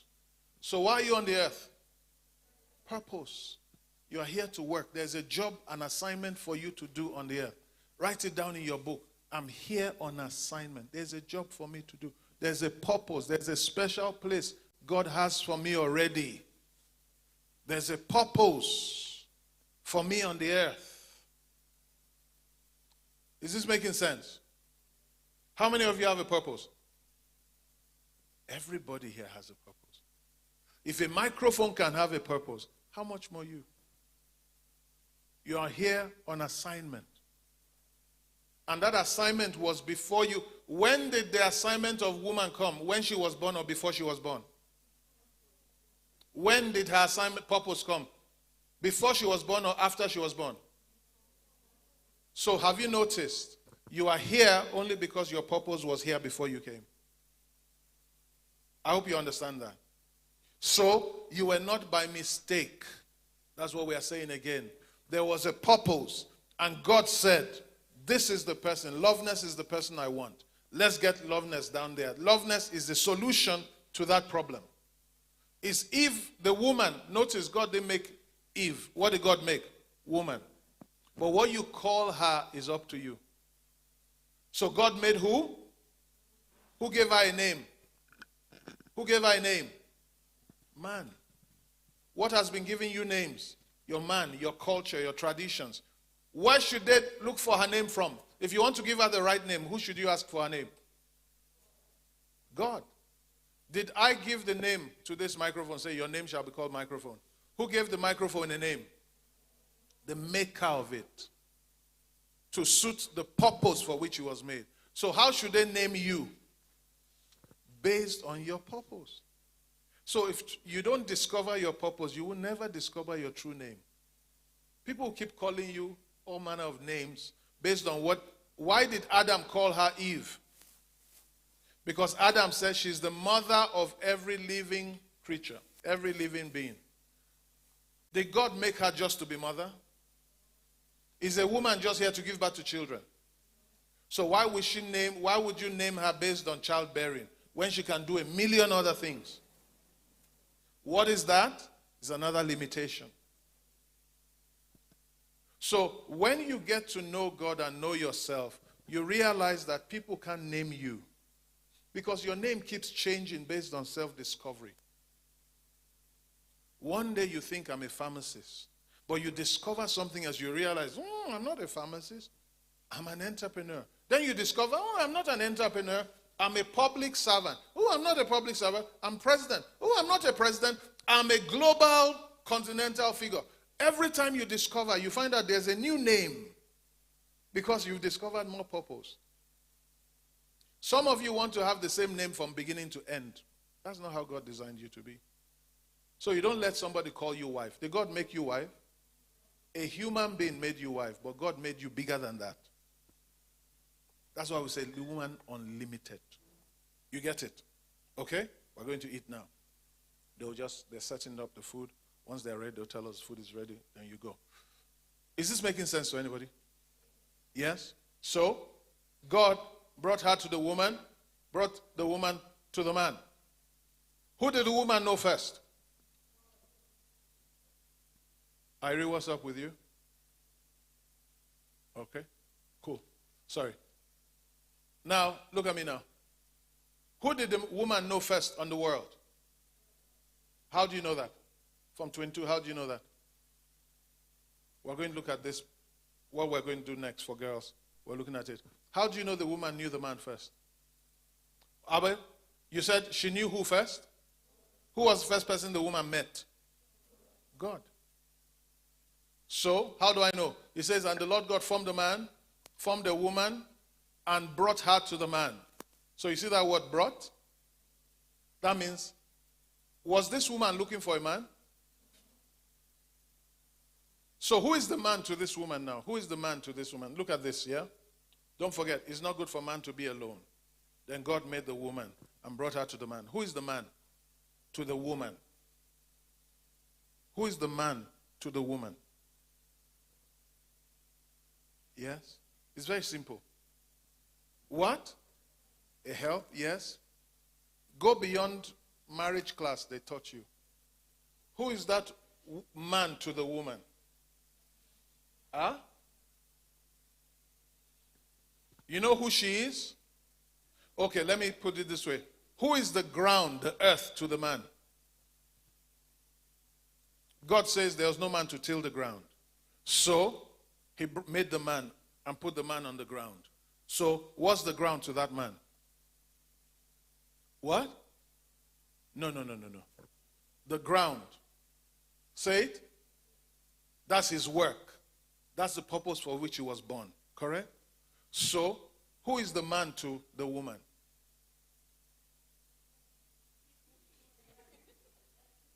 So it means just like the ground is the assignment, the purpose to the man is the woman's assignment. That's her purpose. That's the reason she's living. Did God say to her, that's your husband? What is that man to the woman? Her assignment. So she's working with her. So what was the reason that God made the man? Remember, why did God make the man? To bring out what was in the ground, isn't it? Why did God make the woman? To bring out what is inside the man. Did God make her to say, come and marry? What did God make her for? For assignment, for purpose, for work. So why did God make you? For a purpose, for an assignment. So to Adam, what is she? She's a solution. To Adam, what is she? She's value. And by the way, notice, God did not give the man a girl. So child marriage is wrong. Who met the man? A woman, not a girl. So when you marry off a girl, that's not according to God's plan. She was already a woman before she met the man. So you as a woman, who should you meet first? Boyfriend, man, or God? You know why you can't handle boys? Because you don't know them through God. You don't even know God. Until you know God, you don't know how to handle a man. Because you will think the man is for sex, or the man is for phone, not knowing that the man is an assignment. And the first woman, her assignment was man. Did God say every woman's assignment is man? Huh? No. The first man, his assignment was to till the ground. Did God say every man will be a farmer? No. But they are still bringing out things. Do you understand? So does that mean every woman now must be called wife? What should the woman be doing? Looking for what is my purpose. Not looking for what is my man. What is my what? And as we'll go forward, you will see it is through her walk with God that she discovers who brought her to the man. So God will bring you to your place of assignment. Why is this important? Let me say this to you. Because some of us have been in this place and you feel because you didn't do well in school. Was there school when God was giving you purpose? So it doesn't matter whether you did well or did not well in biology or chemistry. Before you were born, there was a purpose. It is not your certificate in school that gives you a value. It is your assignment you discover that gives you value. Every one of you was born to solve a problem on the earth before there was even a school. And God knows the more you relate with him, the quicker he will bring you to your place of assignment. So what's the first thing a woman must do? Prioritize her walk with God. You must make your walk with God priority. Because as you walk with God, God will bring you to your purpose. Where is your purpose? Where is this woman's purpose? Where is her purpose? How will she discover her purpose? By the one that made her, isn't it? So where is her purpose? Her purpose is in God. The more she knows God, the more God will communicate her purpose to her. You see that? So everything you need is in your relationship with God. As you walk in relationship with God, the more God will show you who you are. Okay, what made sense to you today? You've had enough. I'm feeling for you now. I've overloaded you. So talk to me. Let's recap. They're just serving, they're setting up your food now. So we're going to go there and eat now. So, what have you learned today? You haven't talked to me today. You have to talk. Good. I'd like to see the hands up. Bertha, please. Let's get somebody else help with microphones, please. Yes. Very good. Thank God. What's your name? Is it? Huh? Imelda. Imelda, talk to me. Yes. I've learned about self-esteem. Good. That self-esteem means to estimate, meaning to measure the value of your thinking. Yes. Yes. So what does that mean to you, Imelda? What have you learned? You are telling me what I said today. I don't want to know what I said. I want to know what has impacted you, what has made a difference in you, what is making you living here better, what has added value to you today. The way I think, I shouldn't mind about what people say about me. Good. But to know my purpose, to know who I am. Good. Yes. So where will you know who you are? How do you know who you are? To study. Where does it myself start from? In my mind. In To your study mind. myself, to know how I think, and So self-discovery, to start searching yourself, reflecting, to know how you think. Go on. Yeah? yes. Okay, good. Okay, good. Somebody else? Give Imelda a big hand. Thank you for that. Yes. Yes, go on. What I've learned today is that no matter what society says, me and a boy are equal to each other. 100%. No matter how I look, as long as he's a boy and I'm a girl, we come from the same creation. Awesome. It doesn't determine that he's a boy so that he's better than me, no. Good. And the other thing that I've learned is that always put God first in everything that you do. Awesome. Discover your purpose and you will go great in life. Every time you discover your purpose, you will go great in life. It's your purpose that makes you great. Isn't it? Wonderful. Tell me your name again. Elizabeth. To Elizabeth. Yes. Yes. I have learned that my life is not a mistake and I Good. have an assignment, Yes. a purpose in life. You're a solution to something on the earth. You have an Yes. assignment. Go on. And my life is not to be determined by the society. Only God has the right to determine my Awesome. life. Awesome. Because He knows me even when I was Before you were formless. formed. Yes. Yes. I need to believe, trust myself. Awesome. I'm God's idea. Yes. Whatever a man can do, I can also do even better.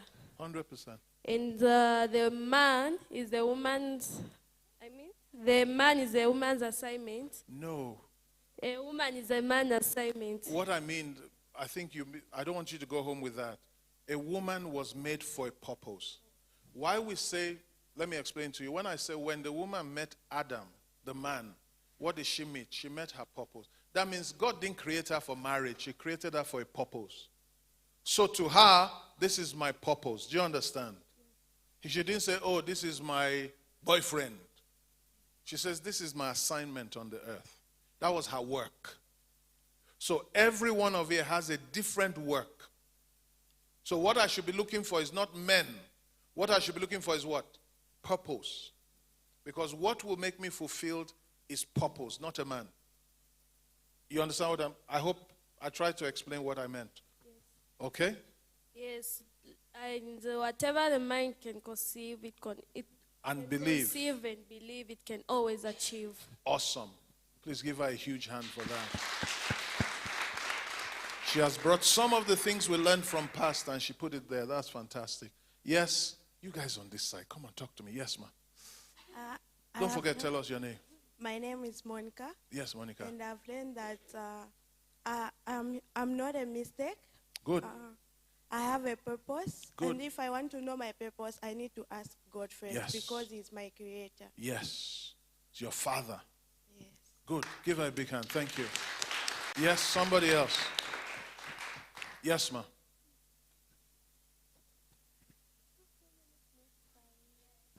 Microphone, yes. Today I've learned that self-discovery is knowing more about myself and understanding my true self. Good. Good.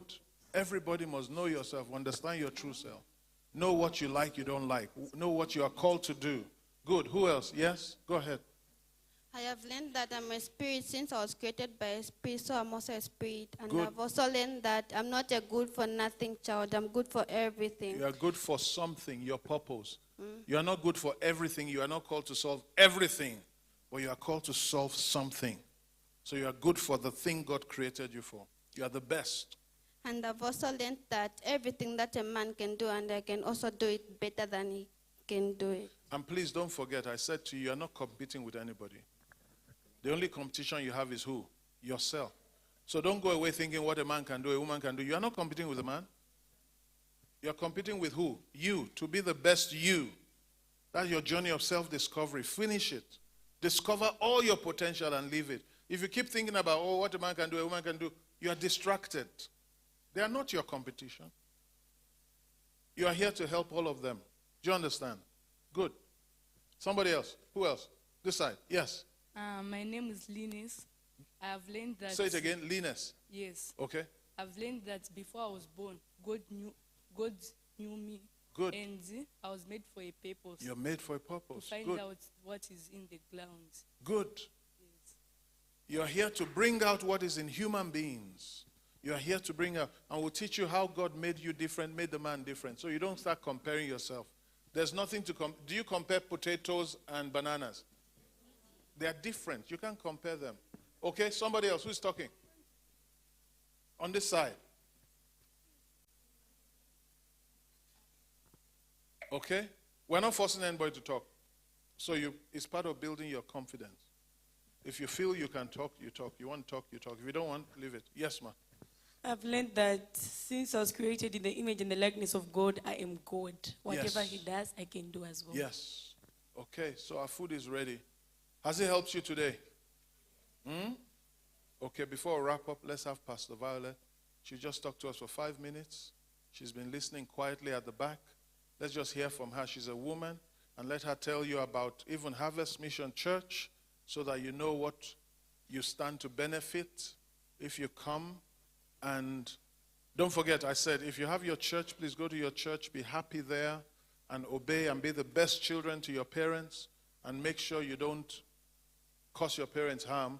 But if you don't have a place, one good person, and who are the people that deserve books today? Let's see, who are the people that deserve books? Let me see. So, first, no, not Faustina. Tell me. Felicitas and Bridget, yes? Who else deserves a book today? Who do you think? Who? Call her name. Elizabeth, yes. Who else? Sorry? Petronella, yes. Stand up if they called your name. Who deserves a book today? Felicitas, join them. I know you're holding the microphone, so they don't think you're holding the microphone. Yes, who else? Who? Where's Pezzo? Stand up, Pezzo, yes. Who else? Anybody else? Okay, so we're presenting all you girls to Pastor Piri. Please give Pastor Piri a big hand as we welcome her. So now, yes, we're presenting to Pastor Piri. Pastor Piri, these are the people that have deserved today. By their pairs, they have called their names. So it's not by bribery, it's by merit. They have contributed, they have helped, they have served everybody today. They've been awesome. So please, we would like you to present them. Give to Mom. and just speak to us. So thank you guys. I'll see you on the 10th. David will tell you about the 10th. We have something going on the 10th for all of you. First time we'll be having male and female come together in one place. So David will be talking to you about that. Thank you. Mom, thank you. Thank you, Pastor J. How many are we who deserves the books? 5? 5. Okay, 5. Yes, I think. How do I do it from here? Tell me. Give me instructions. Okay. Oh, please, you can come through. Now hand over. You can come, any. You can start with any person, not from here. Thank you for being good today. Thank you for participating. Thank you. Please, you should go and use it, read it. Thank you, guys. Thank you. Thank you for being good. So that next time, all of us, we should do the same, isn't it? We deserve to be awarded, isn't it? It's very important. I'm sure you've been told that I'm Pastor Violet. I'm a pastor. I'm a senior pastor of Harvest Missions Church. You may wonder why a woman. I was married for 30 years, but my husband passed last year. So if you look at me, and what do you think other women would do? Because my husband has been gone for 1 year. If I didn't discover myself, was I going to be here? Was I going to do what I'm doing? I could have been looking like, oh, finished person. But it is very important that you discover yourself as a woman. Don't look down upon yourself. Put value on your life. Okay? Don't start thinking of boys, girls at this time. It's not important. You'll find handsome ones when you finish school, when you finish whatever you want to do, okay? At this time, you have to concentrate on what you have to do. You have to concentrate on school. Discover yourself. Put value on your life. Be confident. Have self-esteem. Okay. Pastor said I should talk about Harvest Mission Church. We meet here every Sunday. We are a church that loves and cares. If you don't have a church, please, you're welcome to join us. You'll find a lot of youths here. Those that don't have church. If you have, please, tomorrow you can go to your own churches. But those that don't have, I'm inviting you to come and fellowship with us. It's a church that will never regret to be here. There's so many youths. I think we have even our youth leader. She's behind there. I think you've met her before. You know her.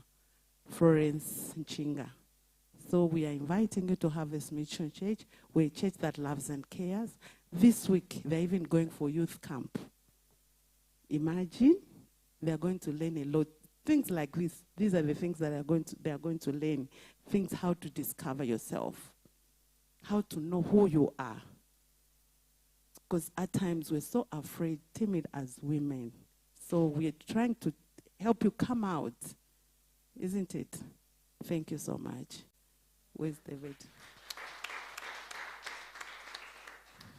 Over to David. Hi, guys. Hi. All right, cool.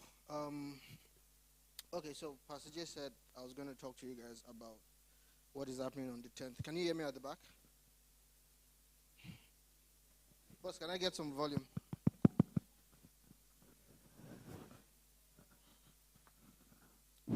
Okay, can you hear me now? All right, cool. Hi. Okay, so like Pastor J said, right? How many of you know that we have another program like this, but for the boys? Yeah? Right, but because we don't want to disturb whatever you guys are learning, right, we create a special day just for you. But what we're planning to do next month on the 10th, right, is to bring everybody together, right, in a big event, right? Call it like a conference or a party or whatever you want to call it. But the idea is that we should have a good time, right? And it's not going to be here, obviously, because this place is small, right? We're hoping to get at least 1,500 of us together, right? Boys and girls, we eat rice, jollof rice, we eat chicken, we drink Coca-Cola. If you don't like Coca-Cola, you drink water, right? But that's the plan. So that's what we want to do next month, right? It's not going to be here. How many of us know where Football House is? Football House? Mass media, somewhere? Yeah, that's where it's going to be. Not in Football House, but around there, right? But we'll be able to communicate. Okay, Goshen, yeah. Barak Ministry, anybody? Okay, don't worry. We'll give you we'll even take you there if you want. We'll take you there with your hands, right? But what I need help from you guys to do is to make it happen, right? Yes, sir. Yeah, okay. Okay. You want to say something? People have what? They've closed the schools, so they've gone for holidays, that's all. You guys didn't go on holidays, no? Oh, okay. So you wanted to spend your time with us, yeah? Fair enough. So are you going to invite people the next time? Yes. So the ones that haven't gone for holiday, you have to bring them, right? When is the next one for them? 10th is for everybody. Everybody, yeah. So put a date so they know the one for girls. Okay. Yeah, the one for girls and boys are there. The big one is on the 10th, that's right now. Yeah. So please let them know when is the next one for girls. Okay. Yep. All right, cool. Okay. Where was I? What was I talking about? Yeah, exactly. Yes. All of us going together, right? But I was saying that we would need your help to make it happen, right? So we talked to the boys last week, and there's a price, right? 5 pin, that's the price.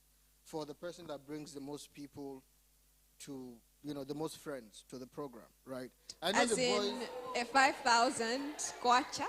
Yeah, 5,000 kwacha. We can't give less. 5,000 is small money. Huh? We just give you the 5,000 like this, right? But yeah, 5,000, right? So what we did with the boys, let me just tell you what we did. What we did with them, right, was the boys came together and made groups, right? So Okay, so the way it's going to work is each group is going to have like a leader, right?